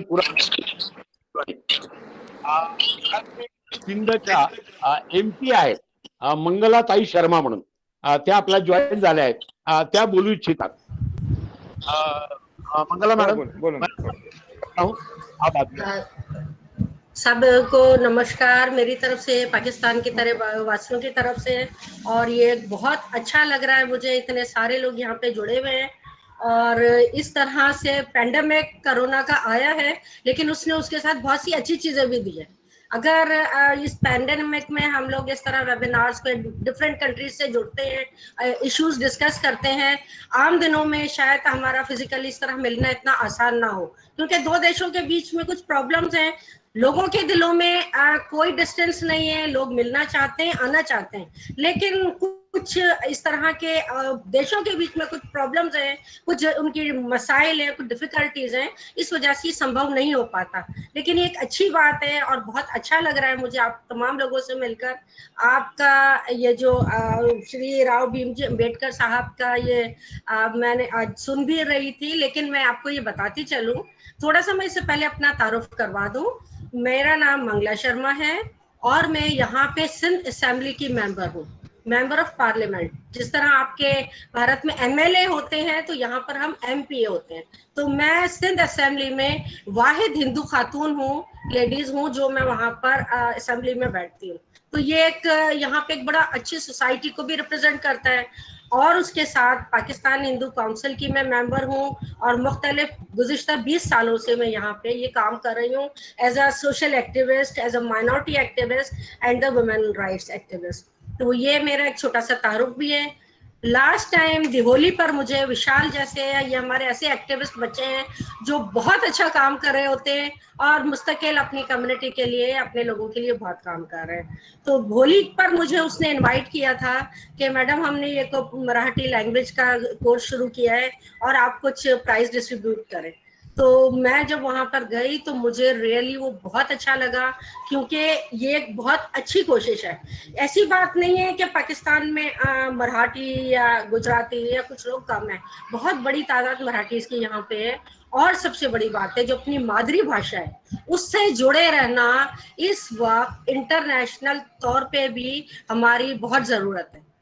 मैं समझती हूँ, ये मेरी ज़ाती राय है, हो सकता है कोई इख्तिलाफ करे, कि अब हम अपनी मातृभाषा को छोड़ के हम और भाषा को अब बोलने में, अपने बच्चों के साथ बोलने में हम बहुत ज़्यादा गर्व महसूस करते हैं। मैं समझती हूँ कि हमारी बच्चा जब घर में अगर अपनी मातृभाषा बोलेगा, बाहर जाके वो हिंदी, उर्दू, अंग्रेजी सब सीख लेगा। लेकिन अगर हम अपनी मातृभाषा को खुद नहीं बच्चे को सिखाएंगे तो ये भाषाएं खत्म होती जाएंगी। अम्बेडकर बाबा साहब की जो उनकी खिदमत है उसके बारे में जो बात की गई, वो मैं इसको पाकिस्तान में रहने वाले कम से कम जो सोशल एक्टिविस्ट हैं वो बाबा साहब को बहुत अच्छी तरह जानते हैं। यहाँ पाकिस्तान में हमने भीमराव अंबेडकर के नाम से एक सोसाइटी कायम की है और उस सोसाइटी के मैं मेंबर हूँ। और अभी जो 14 अप्रैल को उनकी जो जयंती मनाई गई है, बाकायदा माँ हमने उनका केक काटा और ये उनके लिए ये हमने ये प्रोग्राम भी किया था। उनकी जो खिदमत है, उन्होंने एक इतने बड़े सेकुलर मुल्क का जो कॉन्स्टिट्यूशन दिया है वो एक ऐसा कारनामा है जिस पर जिनकी उतनी तारीफ की जाए कम है। 2008 में मैंने अंबेडकर साहब के यहाँ पर शिवाजी यूनिवर्सिटी कोल्हापुर में मैं आई थी और वहाँ आकर मैंने अपना पेपर भी पढ़ा था। तो मेरा ये ताल्लुक बहुत पुराना है राव साहब से भी, और उनकी जो खिदमत है, उनके जो काम है, वो काम हो सकता है पाकिस्तान में कॉन्स्टिट्यूशन में कुछ चीज़ें हमारे ये ना हो, लेकिन उस जो उनकी तालीमात हैं, जो उनके काम हैं, पाकिस्तान में वो बहुत अच्छी तरह इम्प्लीमेंट हो रहा है। क्योंकि मैं being a member of parliament, यहाँ पर मेरा अपना ताल्लुक, मैं गुजराती हूँ, मेरे पति हैं वो सिंधी हैं स्पीकिंग, और मेरी जो भाभी हैं देवरानी वो मराठी हैं। तो यहाँ पर ये कोई भेदभाव नहीं है, आपस में हम बहुत अच्छे तरीके से रहते हैं, बहुत सारे अच्छे काम यहाँ पे हो रहे होते हैं। और यहाँ पर जो भी जो दिल्लत या जो शेड्यूल कास्ट का है, जो कॉन्स्टिट्यूशन में है चीजें, आज शेड्यूल कास्ट जब हमारा सेंसस होता है तो उसमें शेड्यूल कास्ट का कहा जाता है, लेकिन जो नॉर्मली यहाँ पर शेड्यूल कास्ट, कोई दलित, इस तरह का कोई पाकिस्तान में कॉन्सेप्ट नहीं है। माइनॉरिटीज कहलाते हैं। माइनॉरिटीज में हिंदूज जो है इस वक्त वो हमारी टोटल आबादी का तकरीबन 1.85 पॉपुलेशन के ये रेशो है हिंदू कम्युनिटी, और हिंदू कम्युनिटी हमारी पॉपुलेशन है वो पाकिस्तान की सबसे बड़ी माइनॉरिटी है। उसके बाद क्रिश्चियन माइनॉरिटी है और बाकी सारे लोग हैं। लेकिन ये कि हम यहाँ पर जो चीज़ें यहाँ पे हम ये राव बाबा साहब की जयंती मनाते हैं, उनकी तालीमात पे बाकायदा अमल करते हैं, और उन्होंने जो तमाम लोगों के लिए, एक लोगों के लिए बात की, अपने छोटे बड़े सा भेदभाव हटाने की बात की, वो यहाँ पर बहुत हम लोग पाकिस्तान में उसको प्रैक्टिस कर रहे होते हैं। हमारे साथ यहाँ पर विशाल है, चंदर है, या रमेश माना है, प्रोफेसर साहब, हम लोग मिलकर यहाँ पर जो काम कर रहे हैं ये एक बहुत अच्छी कोशिश भी है। और मैं ये चाहूँगी, मेरी बल्कि एक सजेशन है इस प्लेटफॉर्म से, कि यहाँ पर हमारे थोड़ा जो हमें प्रॉब्लम है वो ये है कि जो हमारे अपने बच्चे हैं, जो यहाँ पर हमारी हिंदू कम्युनिटी के बच्चे हैं, उनको जो हमारा धर्मी रिलीजन है वो उतनी अच्छी तरह उन लोगों को मौके नहीं मिलते हैं। वो अच्छी तरह सीख नहीं पाते। फिर उनके कॉन्सिक्वेंसेस ये जाते हैं कि बहुत सारी कुछ इस तरह के इश्यूज आ जाते हैं जिसमें हमारे कन्वर्ट हो जाती है लड़कियां या चली जाती हैं। मैं समझती हूँ उसका जो बेसिक रीजन है वो ये है कि हमें वो बहुत ज्यादा हमें वो मौके नहीं मिलते, अपॉर्चुनिटीज नहीं मिलती हमारे बच्चों को कि वो अपने धर्म की सही शिक्षा ले सके। तो जिस तरह से ये प्लेटफॉर्म बना है, इस तरह से भारत से कुछ लोग और भी जुड़े, वहाँ हम अपने बच्चों को अपनी इस तरह के करके धर्मी शिक्षाएं दें और एज अ ट्रेनर कुछ लोगों को शिक्षा दें ताकि वो आके अपने अपने इलाकों में अपने अपने जगहों पर ये उनको धर्म की दे शिक्षा। तो वो उनको ये हम मेरा समझते हैं कि ये एक बहुत बड़ा परिवर्तन आ सकता है। तो टाइम शायद मेरे पास बहुत कम है, लेकिन ये बहुत अच्छा इनिशिएटिव है। मैं विशाल को जो यहाँ से कोऑर्डिनेट करते हैं उनको मुबारक दूंगी, और इंडिया से जो हमारे साथ कुलकर्णी जी हैं और बहुत सारे और लोग जो मेरे साथ हैं, उन तमाम लोगों को मेरी तरफ से बहुत शुभकामनाएं। और ऐसे ये सिलसिला जो चलता रहेगा, हम जुड़े रहेंगे। और मैं समझती हूँ कि अगर हम लोग मिलकर इस तरह के और भी जो हमारे इश्यूज हैं, प्रॉब्लम्स हैं, जो हमारे समाज में एक दूसरे में हम मिलकर उनको कहीं ना कहीं हम सॉल्व करने में कोई काम कर सकें, तो ये हमारी बहुत अच्छी हमारी कोशिश होगी। और मैं अपने पाकिस्तानी तमाम लोगों की तरफ से जितने पार्टिसिपेंट हैं उन तमाम लोगों को नमस्कार भी कहूंगी। और नवरात्रि चल रही है, नवरात्रि की शुभकामना भी, क्योंकि अभी जाके मुझे भी एक मीटिंग है, उसके बाद पूजा करनी है। तो तमाम लोगों को बहुत बहुत नमस्कार। अगर कोई मुझसे क्वेश्चन करना चाहे तो मैं बहुत खुशी से उनको जवाब दूंगी।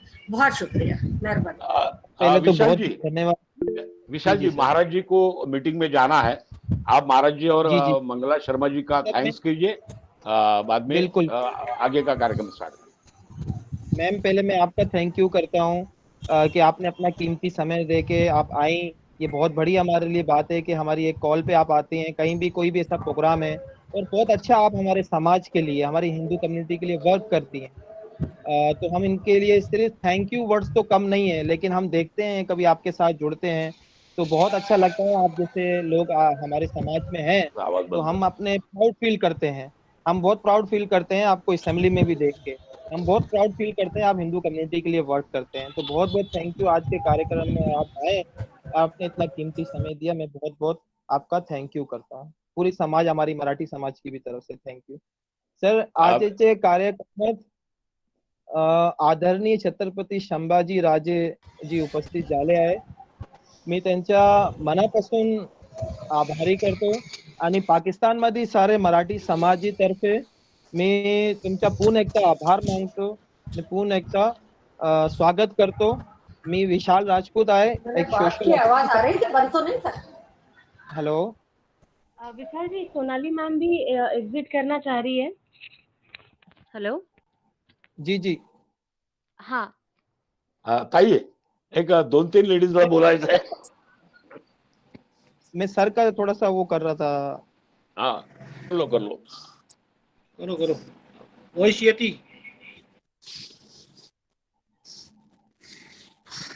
विशाल बोला वॉइस येती। सर मेरी बस बोल लिया मैंने, मेरी ख्याल में बात खत्म हो गई, एंड चल रहा था मेरा, तो बीच में वॉइस कट गई। सर का मैंने स्वागत किया, वेलकम किया और थैंक यू किया सर का, संभाजी राजे सर का। सर वो कुछ थैंक यू सर। विशाल राजपूत, मैं आप सबको बधाई देता हूँ। आपने जो इनिशिएटिव लिया है, it will send a good message to the entire community at large, Maharashtra में हो या भारत में हो या पाकिस्तान में हो। I once again highly compliment you, और ऐसे ही काम करते रहिए।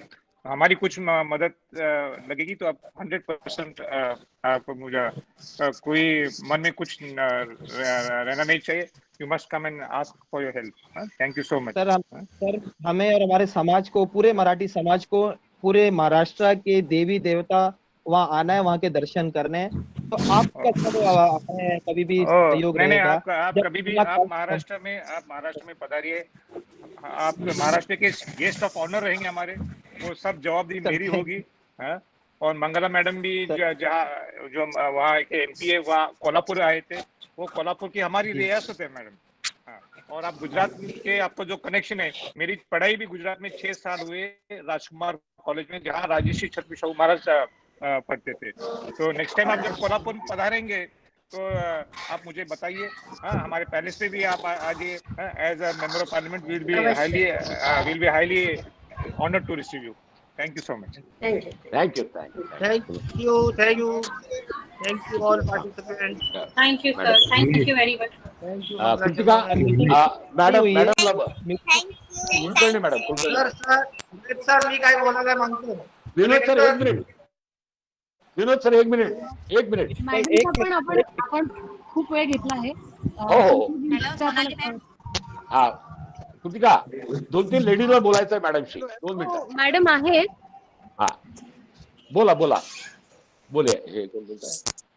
मैं सबसे रिक्वेस्ट करूंगा कि आपने अपने माइक ऑफ कीजिए। सगळ्यांनी माइक बंद करा और जब आप बोलना शुरू करेंगे तभी अपना माइक ओपन कीजिए। मैं सबसे रिक्वेस्ट करूंगा कि आप अपना माइक ऑफ कीजिए।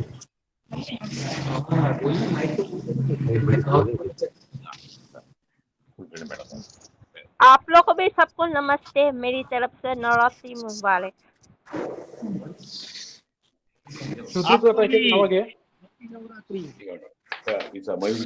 श्रुती हाँ मॅडम दिसत तर आहे मीटिंग मध्ये, पण काही रिप्लाय येत नाहीये. तू कोऑर्डिनेट कर आता तिकडून. तू कोऑर्डिनेट कर, सगळ्या लेडीजला बोलायचं आहे. एक सेकंड मला त्यांना फोन लावते, विचारू देत की त्या आहेत का. विशाखा भोसले मैडम आहेत, शीला भोसले मैडम आहेत। शीला भोसले मैडम, आप सोनाली जी से कुछ सवाल पूछना चाहती है? जी नमस्कार सोनाली मॅम, कसे आहे तुम्ही? तुमची आवाज नाही येते, स्पीकर तुमचे ऑफ आहे. सोनाली मॅमचे स्पीकर ऑफ आहे. आता येतोय का आवाज? जी हाँ, कसे आहे तुम्ही? मी मस्त आहे विशाखा, बोल. मॅम तुमची मूवी आम्हाला लई आवडती. दिल चाहता है मूवी, आपने बहुत अच्छी एक्टिंग की उसमें। Thank you. और आपने नाना पाटेकर के साथ की मराठी मूवी, हिंदी मूवी की है।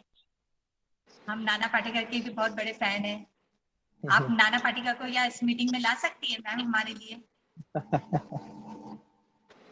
वो बहुत बड़े कलाकार हैं, सर के बारे में मैं ऐसा नहीं बोल सकती। नाना पाटेकर सर बहुत ही उम्दा और बहुत ही लेजेंडरी आर्टिस्ट हैं। आपकी उनकी मूवी बहुत अच्छी थी। Thank you. अगर हो सके तो आप ट्राई करें हमारे लिए मैम। हाँ हेलो मैम, मेरी एक रिक्वेस्ट है, इन फ्यूचर में कोई भी मराठी एक्ट्रेस या एक्टर हो हमारे समाज के लिए, कोई थोड़ा 5 मिनट या 10 मिनट का भी टाइम दे सके तो हम बहुत बहुत उनके आभारी रहेंगे। आप हमारे समाज का मैसेज उन तक पहुंचाएं तो आपके बहुत बहुत थैंकफुल और धन्यवाद। थैंक यू एवरीवन, बहुत बहुत शुक्रिया। आपके प्रेयर्स, आपके बेस्ट विशेस मुझे चाहिए और मेरे साथ रहने दीजिए। Mangala ji, it was wonderful knowing you, meeting you and knowing about your work. आप सभी को बहुत सारी शुभकामनाएं and keep up the good work everyone. Thank you. Sonali ji, I am Ramesh Mana from Karachi. Thank you ma'am. Thank you. Censor की, I am a former member film censor board. आपकी film तो censor की, बट उसको कभी काटा नहीं। एनीवे, तो ये आज जो जयंती आप ऑर्गेनाइज की है, जो इन्होंने अपना सपना एजुकेशन ने, ये really it's right step in the right direction. ये सिर्फ मराठी लैंग्वेज और मराठी कल्चर की बात नहीं है, this is an eye opener for other community and other लोगों के लिए, कि ये हर आदमी अपनी जो है संस्था है उसमें अपनी कम्युनिटी को, अपनी लैंग्वेज को और अपने कल्चर को प्रमोट करे। ये सिर्फ मराठी लैंग्वेज और कल्चर की बात नहीं है, ये आपने इतना अच्छा डायरेक्शन लिया है and this is the right direction. इसलिए मेरी अपील है, मराठी लोग जो कराची में रहते हैं वो अपने बच्चों को इसमें ज़्यादा से ज़्यादा भेजें, पार्टिसिपेट करवाएं, ताकि कम्युनिटी भी डेवलप होगी इससे। और जो बच्चे यहाँ वहाँ जाएंगे वो कभी नहीं जाएंगे, इन्वॉल्व रहेंगे। तो ये मेरी एक विनती है सब लोगों से, और ख़ास करके विशाल और दिलीप जी जो ये पिलर है कभी डिसहार्टन नहीं होंगे।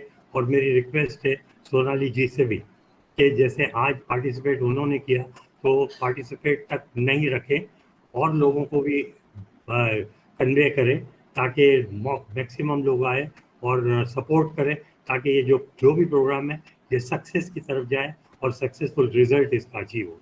Thank you very much. Thank you sir. Karan Sonali madam ji, मैं रिक्वेस्ट करता हूँ, हमारे फ्रेंड है अंतिम यात्रा सेवा समाज के प्रेसिडेंट, उनकी जो बेटी है वो आपकी बहुत बड़ी फैन है। मैम अगर आप 2 सेकंड या थोड़ा सा आप उनसे बात हेलो हाय कर लेंगी तो बहुत अच्छा रहेगा। करण कुमार मल्होत्रा की बेटी हैं जो तशना। करण कुमार सर आप थोड़ा सा आए, अंतिम यात्रा सेवा समाज प्रेसिडेंट करण। विशाल भाई, विशाल भाई, यस विशाल भाई, मैडम गई, अभी गई मैडम, लेफ्ट किया। अच्छा। हाँ हाँ हाँ। रमेश माना जी, मैं आपका बहुत शुक्रगुजार हूँ, बहुत अच्छा लगा, आपने आपका कीमती वक्त हमारे लिए दिया, हम स्वप्न स्टडीज के मार्फत। और सर आपका आशीर्वाद रहने दीजिए, विशाल को रहने दीजिए, हमको, हमारी टीम को रहने दीजिए। हम बहुत अच्छा और आगे बढ़ेंगे और अच्छा कोऑपरेशन मराठी कम्युनिटी का हमको मिलते रहेगा।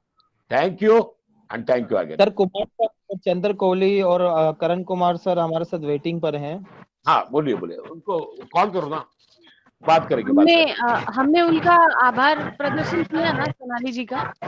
ओके जी बिल्कुल। अच्छा सर, कुमार साहब कुछ बोलेंगे, फिर हमारे साथ चंद्र कोहली सिंह से हैं और करण कुमार सर काफी देर से वेटिंग पे हैं। और ये हर समय से मीटिंग में, कोई भी हमारी मीटिंग हो कराची में, हमारी कहीं भी हो, समय पे पहुंचते हैं। यही खासियत है, समय का बहुत ये ख्याल करते हैं। और सर हमारे साथ काफी देर से वेटिंग कर रहे हैं। सर मैं आपका वेलकम और थैंक यू करता हूँ, आप काफी देर से आप वेट कर रहे हैं। कुमार सर आप बात करें।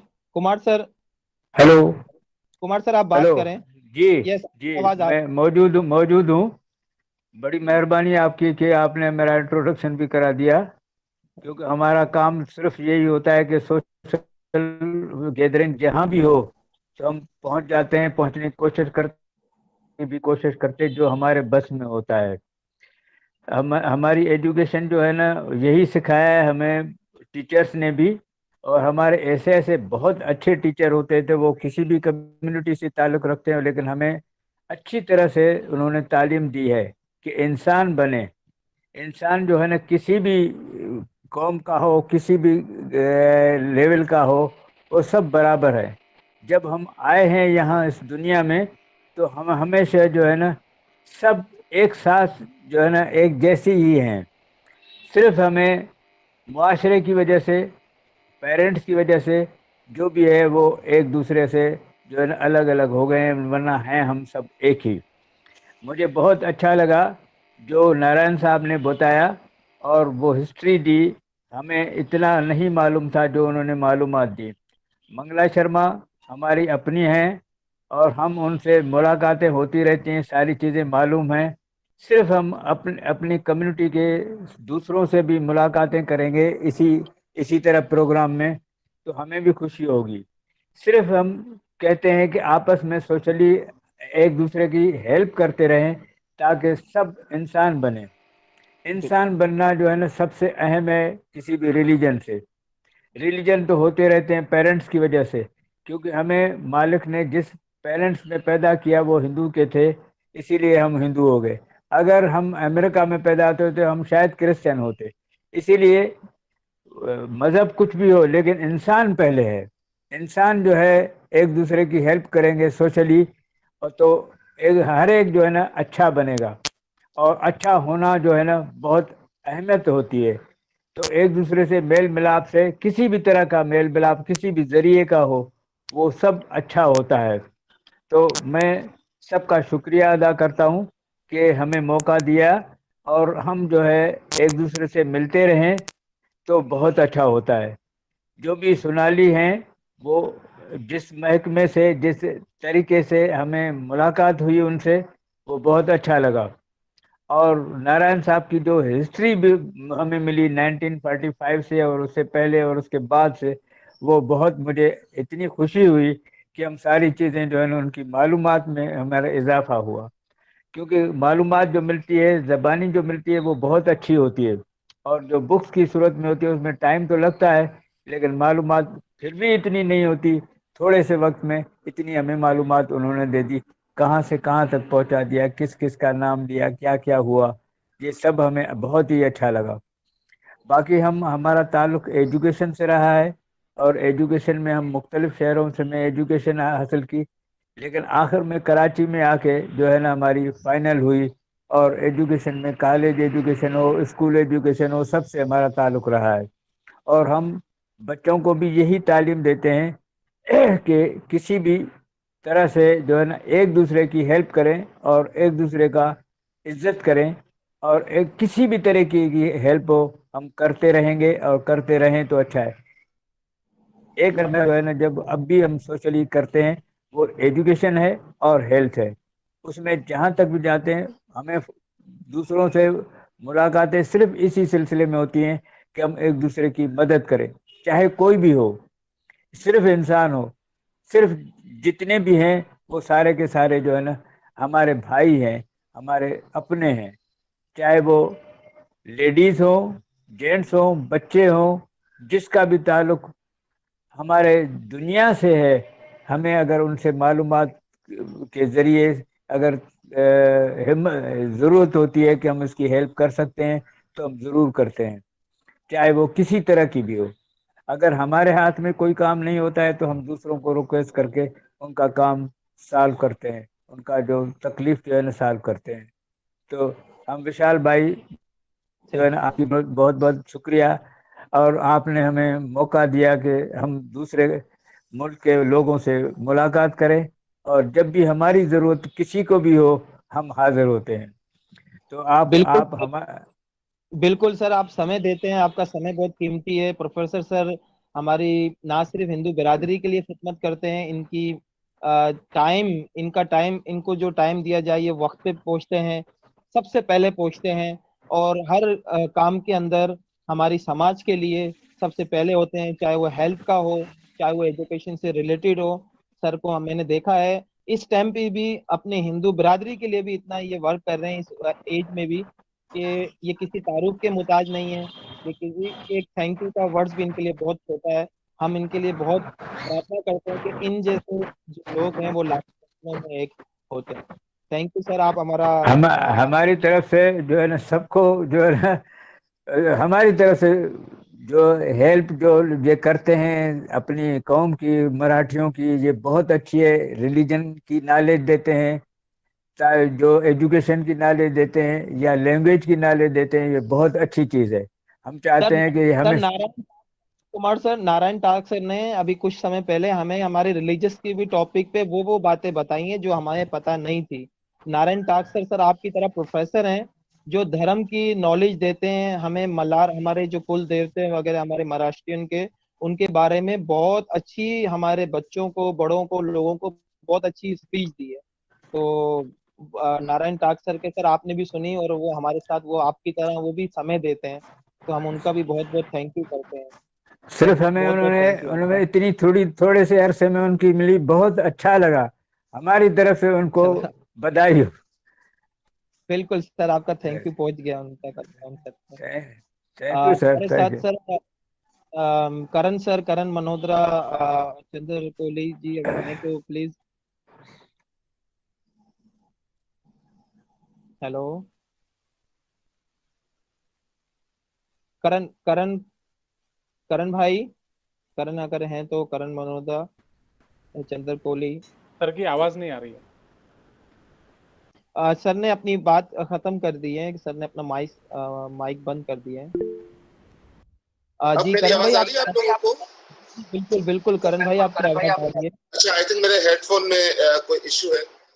सबसे पहले तो हमारे जितने भी पार्टिसिपेट है इसमें तकरीबन गुरुजन भी है और हमारे काफी सीनियर लोग हैं, उन सबों को मेरा कोटि कोटि प्रणाम। और यहाँ पे हमारे बड़े मतलब मैं गुरु का दर्जा देता हूँ रमेश माना साहब, प्रोफेसर कुमार और हमारे बहुत अच्छे प्यारे भाई विशाल। अच्छा, कुमार साहब हो गए, रमेश माना साहब हो गए, मतलब इनको तो उंगली पकड़ के हमने चलना सीखा है। बहुत सीनियर है और हम बहुत ज्यादा रिस्पेक्ट करते हैं। और सर बड़ा अच्छा लगा आज की ये कॉल अटेंड करके। हमने यहाँ पे बहुत सारे लोगों से के साथ कॉल्स किए यहाँ पे, और आज मतलब इतने सारे इंडिया से लोग हैं। देखे, भाषा चाहे कोई भी हो, कौम चाहे कोई भी हो, इंसानियत फर्स्ट मायने रखती है। इस वक्त अंतिम यात्रा सेवा समाज जो हमारी है यहाँ पर, अंतिम यात्रा सेवा समाज जो है, कुमार साहब से हमारी शुरू में बड़ी अंतिम यात्रा, जब हमने इसकी बुनियाद डाली तो कुमार साहब से एक दो बार बात हुई थी। कुमार साहब को याद होगा, प्रोफेसर कुमार साहब को। तो अंतिम यात्रा सेवा समाज, हम लोग अगर किसी व्यक्ति के घर पे मौत का कार्य हो जाता है, किसी का देहांत हो जाता है और वो गरीब फैमिली है जो अफोर्ड नहीं कर पाती, क्योंकि शादी ब्याह से ज्यादा जो जिसका जोर पड़ता है वो मैयत का कार्य होता है, क्योंकि एकदम से हो जाता है। और उस वक्त मैंने ऐसे लोग भी देखे कि जिनके करोड़ों रुपए हैं मगर उस वक्त उनके जेब में कुछ भी नहीं होते। अंतिम यात्रा सेवा समाज का एक मौकफ है कि कोई भी गरीब फैमिली जो अफोर्ड नहीं कर पाती, उन्हें हम शमशान घाट में फ्री ऑफ कॉस्ट सर्विस देते हैं। अगन दान के लिए उनके जितनी भी लकड़ी लगती है, कोई 9 मन से लेके तो 12-13 मन तक लकड़ियां लगती है, वो अंतिम यात्रा सेवा समाज जो है फ्री ऑफ कॉस्ट देती है। उस पे 5 किलो जो घी होता है वो भी हम लोग फ्री में प्रोवाइड करते हैं। मतलब ये हमारी कोई औकात नहीं है, हमारी ये माता और भगवान की कृपा है और उन्हीं की बदौलत कर रहे हैं। और दूसरा, आज जिस टॉपिक पे कॉल दी तो बड़ा अच्छा लगा। और सॉरी, मैं माजरत चाहूँगा कि मुझे बिल्कुल अनुभव नहीं था और इनके बारे में हमने कभी स्टडी नहीं की थी। विशाल भाई ने जब मुझे बताया और मैंने फेसबुक पढ़ा तो बड़ा अच्छा लगा। और आज बहुत इतने बड़े बड़े जिसको शायद हमारी पाकिस्तानी भाषा में कहते हैं मंजे हुए लोग, सारे इस कॉल पे मौजूद थे। और मैं विशाल भाई से और जो एडमिन है उनसे रिक्वेस्ट करूंगा कि आई थिंक मंथली तो इस तरह की कॉल्स होनी चाहिए। और दूसरी एक रिक्वेस्ट और होगी कि मतलब एक रिक्वेस्ट है मेरी, ठीक है, कि मराठी के अलावा अगर और भी जो है वो लोग हो, क्योंकि कौम मायने नहीं रखती, इंसानियत फर्स्ट। कौम चाहे कोई भी हो, चाहे हिंदू मुस्लिम सिख ईसाई कोई भी हो, इंसानियत बहुत सबसे पहले मायने रखती है। हमारे पाकिस्तान की अगर मैं छोटी सी बात करूं कि पिछला जो शुरू का लॉकडाउन था और यहाँ पे काफी सारे फलाही इदारे हैं जिन्होंने यहाँ पे राशन प्रोवाइड किया, मंदिरों में, चर्च में, मतलब किसी ने इवन के जमात इस्लामी, आपने शायद इंडिया में नाम सुना होगा इनका, जमात इस्लामी एक इदारा है हमारे यहाँ पे, तो उन्होंने भी किसी कौम कोई जात पात बगैर देखे जो है मंदिरों में राशन भिजवाया, उन्होंने चर्च में राशन भिजवाया। इसी तरह बहुत सारे हमारे यहाँ पे इदारे हैं। तो इंसानियत पहले मायने रखती है। तो सेकंड, कभी भी दूसरी कॉल हो तो उसमें दूसरी भी जो है कौमियत के लोग हैं उन्हें भी ऐड कीजिएगा। पाकिस्तान से भी विशाल भाई मैसेज बहुत ज्यादा जानते हैं, रमेश माना साहब है, कुमार साहब लोग मैसेज ज्यादा जानते हैं, तो उन्हें भी ऐड कीजिएगा। और अच्छा लगता है, देखिए ये कॉल एक थी तो टॉपिक के लिए कॉल थी, मगर इसमें काफी चीजें सीखने को मिली हमें। आई थिंक मराठी के अलावा भी काफी कौमियत के लोग थे इसमें। जैसे मैं गुजराती हूँ और मैं अपना थोड़ा बता दूं कि इंडिया से हम लोग मेहसाणा से ताल्लुक है हम लोगों का गुजरात में, और हमारा जो गांव है वो मणून कहलाता है। गुजराती में हमारी जो कास्ट है वो करण कुमार मणुंद्रा कहलाती है। तो मणुंद्रा जो है पढ़ने में नहीं आता तो इसीलिए लोग मनुंद्रा बोलते हैं। तो हमारा ताल्लुक भी मेहसाणा गुजरात से। और अच्छा लगा कि आज इंडिया से इतने सारे लोग थे। और सर मैं ज्यादा बोलने नहीं आता मुझे, और अगर कुछ गलत कहा हो तो सर बहुत माफी चाहता हूँ। भाई आपने समझ के सर माफ कर बहुत अच्छा, नहीं आपने बहुत अच्छा बोला। आप एक नोबल वर्क कर रहे हैं, सोशल एक्टिविस्ट भी हैं हमारे साथ, समाज में बहुत सा काम के लिए जुड़ते हैं। और करण भाई, ये जो कार्यक्रम है ना, ये क्लासेस हमने अपनी मदर टोन जो लैंग्वेज है बच्चों के अंदर, बड़ों के अंदर अपने जो मराठी कल्चर है उसको प्रमोट करने के लिए एवरी संडे हम 1 घंटे की क्लास रखते हैं। हम दूसरा घंटा कोई वीआईपी गेस्ट हो गया, जैसे लास्ट टाइम हमने छत्रपति शिवाजी जयंती मनाई, मैं अपने फेसबुक पे भी डालता हूँ, अगर कोई मेरे फ्रेंड हैं जो सिर्फ स्पेशली महाराष्ट्री नहीं हो, मराठी नहीं हो, बाहर के भी हो, तो हम उनको भी ज्वाइन करते हैं। तो इसलिए कोई अगर टाइम अपना दे पाता है, कोई यस करता है, जिस तरह आज मैंने आपको भी कहा, मैडम को भी कहा, कुमार साहब को भी कहा, मानस साहब को भी कहा, लास्ट टाइम हमने मराठी डे सेलिब्रेट किया तो उसमें हमने बाहर से भी मतलब लोग थे उनको भी लिया। तो हम बिल्कुल आपकी बात से सहमत हैं। इस तरह का कोई आता है तो हम अपने जो फ्रेंड हैं, फ्रेंड सर्कल में मेरे हिंदू कम्युनिटी से भी मैं फेसबुक पे उनके रिक्वेस्ट देता हूँ, तो कुछ लोग जुड़ते हैं, अच्छा लगता है। और नेक्स्ट टाइम भी हम इसी तरह बड़े लोगों को भी बुलाते हैं, ताकि आज का जो टॉपिक था डॉक्टर भीमराव अम्बेडकर जी की जयंती, जिन्होंने हिंदू जी बोले आप बोले। अच्छा विशाल भाई सॉरी, अच्छा इससे बड़ा अच्छा लगा मुझे सुन के। आई थिंक नॉइज आ रही है मेरी आवाज में। विशाल भाई हम लोग अभी last month I think before 2 month हम लोग बद्रीन साइड पे गए थे एक सर्वे करने के लिए। तो वहां पे हमारी बहुत बड़ी कम्युनिटी है। अच्छा उनको रिलीजन के मुतालिक कोई उनको जो है वो पता नहीं है उनको। इवन के मैंने जो है वहां पे कुछ लोगों से जब छोटी सी चीज एक बेसिक सवाल पूछा कि होली क्यों मनाई जाती है, तो उनको वो भी नहीं पता था। उनको ये बताया कि होली पे हम लोग रंग उड़ाते हैं और उनको होली जो जलाते हैं हम लोग, होली का जो हम लोग करते हैं, उनको शास्त्र का नहीं पता था। उनको ये पता है कि हम लोग लकड़ियां रखेंगे और जो है लकड़ी रख के आग लगानी है। उनको बिल्कुल इस चीज का अनुभव नहीं था। उनको सिर्फ दिवाली का पता था कि दिवाली हम इस खुशी में बनाते हैं कि राम भगवान वापसी अयोध्या आए थे। अच्छा उनको रिलीजन के मुतालिक बिल्कुल अनुभव नहीं है। तो मैं रिक्वेस्ट करूंगा, हम लोग बहुत जल्द वहां पे ऑनलाइन क्लासेस शुरू करने जाने लगे हैं, अंतिम यात्रा सेवा समाज। तो वहां पे मेरी बात हुई है, हम लोग वहां पे एक प्रोजेक्टर एक अरेंज कर रहे हैं हम लोग और साउंड सिस्टम, ताकि तकरीबन एक टाइम पे 100 लोग जो है वो पढ़ सके।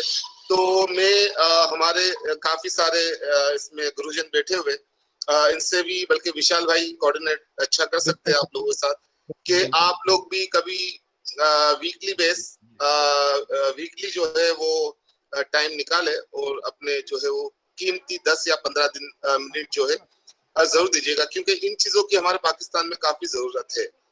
तो सॉरी सर मैंने आप लोग का, विशाल भाई आप लोग की बात काटी। नहीं सर करण भाई आप सॉरी मत बोलिए विशाल। हाँ रमेश जी बोलिए, मानस जी बोलिए। हाँ मैंने विशाल को अक्सर सजेस्ट किया है कि यहाँ पर भी अगर ज़्यादा से ज़्यादा लोगों को, मराठी कम्युनिटी के लोगों को इकट्ठा करना है तो हर 3 महीने के बाद एक टॉक शो कहीं ना कहीं गैदर करे लोगों को और एक स्पीकर बुलाए और उनको टॉपिक दी जाए कि इस टॉपिक के ऊपर बात करें, तो उससे भी बड़ा फर्क पड़ेगा। और ऑनलाइन भी अगर आप लोग कोई स्पीकर लेके आए भले 15 मिनट के लिए, तो वो अगर रिलीजन के ऊपर कोई बात करे या मुख्तलिफ टॉपिक्स के ऊपर बात करें तो उससे भी काफ़ी नॉलेज में इजाफा होगा। तो this is my suggestion to Dilip ji and Vishal ji, जो ये पिलर्स है इस ऑर्गेनाइजेशन के। ये कार्यक्रम हम करने वाले थे सर की मैं बात वो करूंगा, आपकी बात का मैं रिप्लाई दे दूं। हमने मराठी भाषा दिवस जो 28 फरवरी को था वो 30 फरवरी को हम मनाने वाले थे, क्योंकि कोरोना काल के अंदर हमें बहुत सारी समस्या का सामना करना पड़ा, सिक्योरिटी रीजन, बहुत सारी ऐसी प्रॉब्लम थी जो हम नहीं कर सके। भगवान ने चाहा आन करीब ये कोरोना काल खत्म हो जाए, हम कोई ऐसा कार्यक्रम करेंगे जिसमें हम जनरल पब्लिक को भी, अपने हिंदू समाज से भी जो लोग हैं, हम स्पीकर हैं, उनको बुलाएंगे। बस भगवान से ये प्रार्थना करते हैं कि जल्द से जल्द ये कोरोना काल भी, महामारी है, ये खत्म हो। और विशाल जी इसका आंसर मैं भी देना चाहूंगा। विशाल जी जो प्रोग्राम आपने ये एजुकेशन का किया है ऑनलाइन, तो इससे आई ओपनर है दूसरी कम्युनिटी के लिए भी, इसलिए कि हमेशा कल्चर और लैंग्वेज अगर किसी कम्युनिटी के अलाइव नहीं है तो कम्युनिटी बैठ जाती है। तो आप लोगों को देख के नेचुरली जज्बा जागेगा और कम्युनिटी का भी, और वो भी ऑनलाइन इस तरह डेवलप करके अपने बच्चों को और अपने कम्युनिटी को डेवलप करने में उनको आसानी होगी। Thank you. विशाल जी, माना जी और करण जी ने जो बात कही है इसका मैं रिप्लाई देना चाहूंगा। सबसे पहले तो मैं कुमार सर है, करण सर है, रमेश माना जी है, मैं सबका शुक्रिया अदा करना चाहूंगा कि आपने हमारे प्रोग्राम को ज्वाइन किया, आपने आपका कीमती समय निकाला और आप एकदम शुरुआत से हमारे साथ बने हुए हैं और आपने आपके विचार भी प्रकट किए। आप लोग बहुत बड़ा काम कर रहे हैं पाकिस्तान में रहकर। आपका जो काम है बहुत इनक्रेडिबल है। मतलब हम आपके कार्य की बहुत बहुत सराहना करते हैं कि जो भी आप सोशल वर्क आप पाकिस्तान में कर रहे हैं। सब कुमार सर है, करण सर है, विशाल जी है, माना जी है। तो सबसे पहले मैं स्वप्न स्टडीज की ओर से और दिलीप सर की ओर से आप सबका शुक्रिया अदा करना चाहता हूँ और आपको मुबारकबाद देना चाहता हूँ कि आप बहुत अच्छा एक सोशल वर्क कर रहे हैं। और करण सर ने जो अभी एक बात रखी है यहाँ पे कि रिलीजन के बारे में या कोई मतलब ऐसा कोई टॉपिक पे ऐसी रेगुलर मीटिंग्स होनी चाहिए। रमेश माना जी ने भी अपनी बात रखी है कि ऐसे और प्रोग्राम्स होने चाहिए।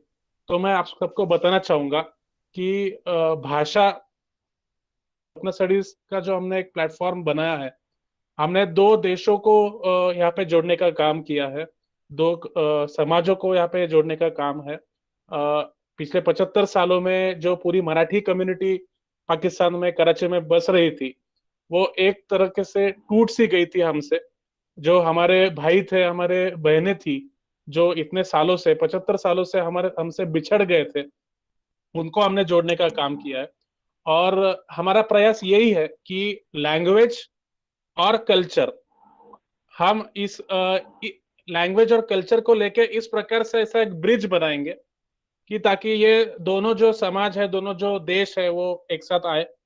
और उसके साथ साथ अभी लैंग्वेज के साथ साथ जैसे कल्चर है, तो कल्चर में जितने भी हमारे फेस्टिवल है, मराठी लोग और इंडिया में जितने भी हमारे अलग अलग फेस्टिवल्स है, उनके बार बार हम गेस्ट बुलाकर उनके जो गेस्ट लेक्चर्स है वो ऑर्गेनाइज करते हैं, ताकि हमारे जितने भी फेस्टिवल्स है उनके बारे में हम जानकारी दे सके। और और एक बात मैं इसमें ऐड करना चाहूंगा कि हम जल्द ही हम इस पे विचार कर रहे हैं, इस पे हम विचार विमर्श कर रहे हैं कि हम म्यूजिक क्लास हम स्टार्ट करने जा रहे हैं।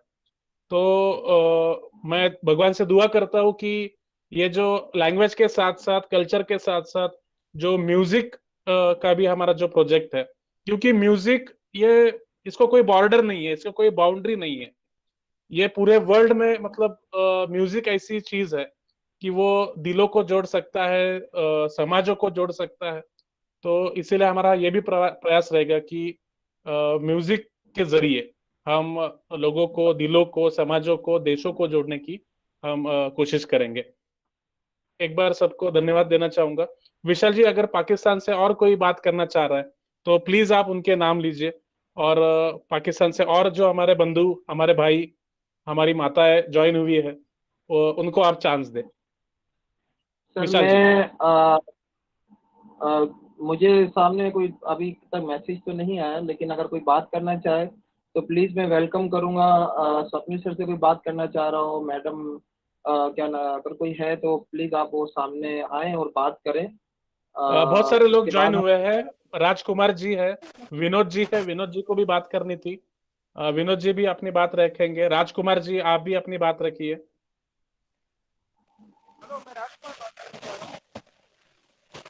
आपकी आवाज क्लियर नहीं आ रही है। अभी आ रही है अपना? हाँ अभी आ रही है। हाँ अभी आ रही है।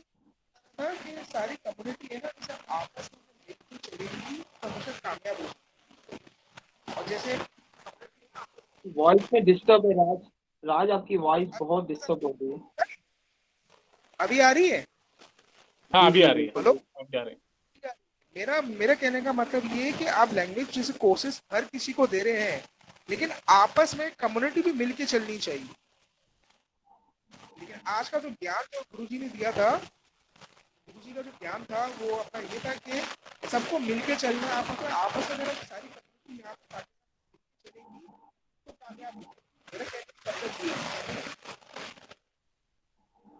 काफी जगह मैंने देखा काफी लोग मिलके नहीं चलेंगे, हेलो हेलो विशाल भाई, आवाज आवाज यस आवाज का आपका बहुत मसला आ रहा है राज, आपकी आवाज बहुत गड़बड़ हो रही है।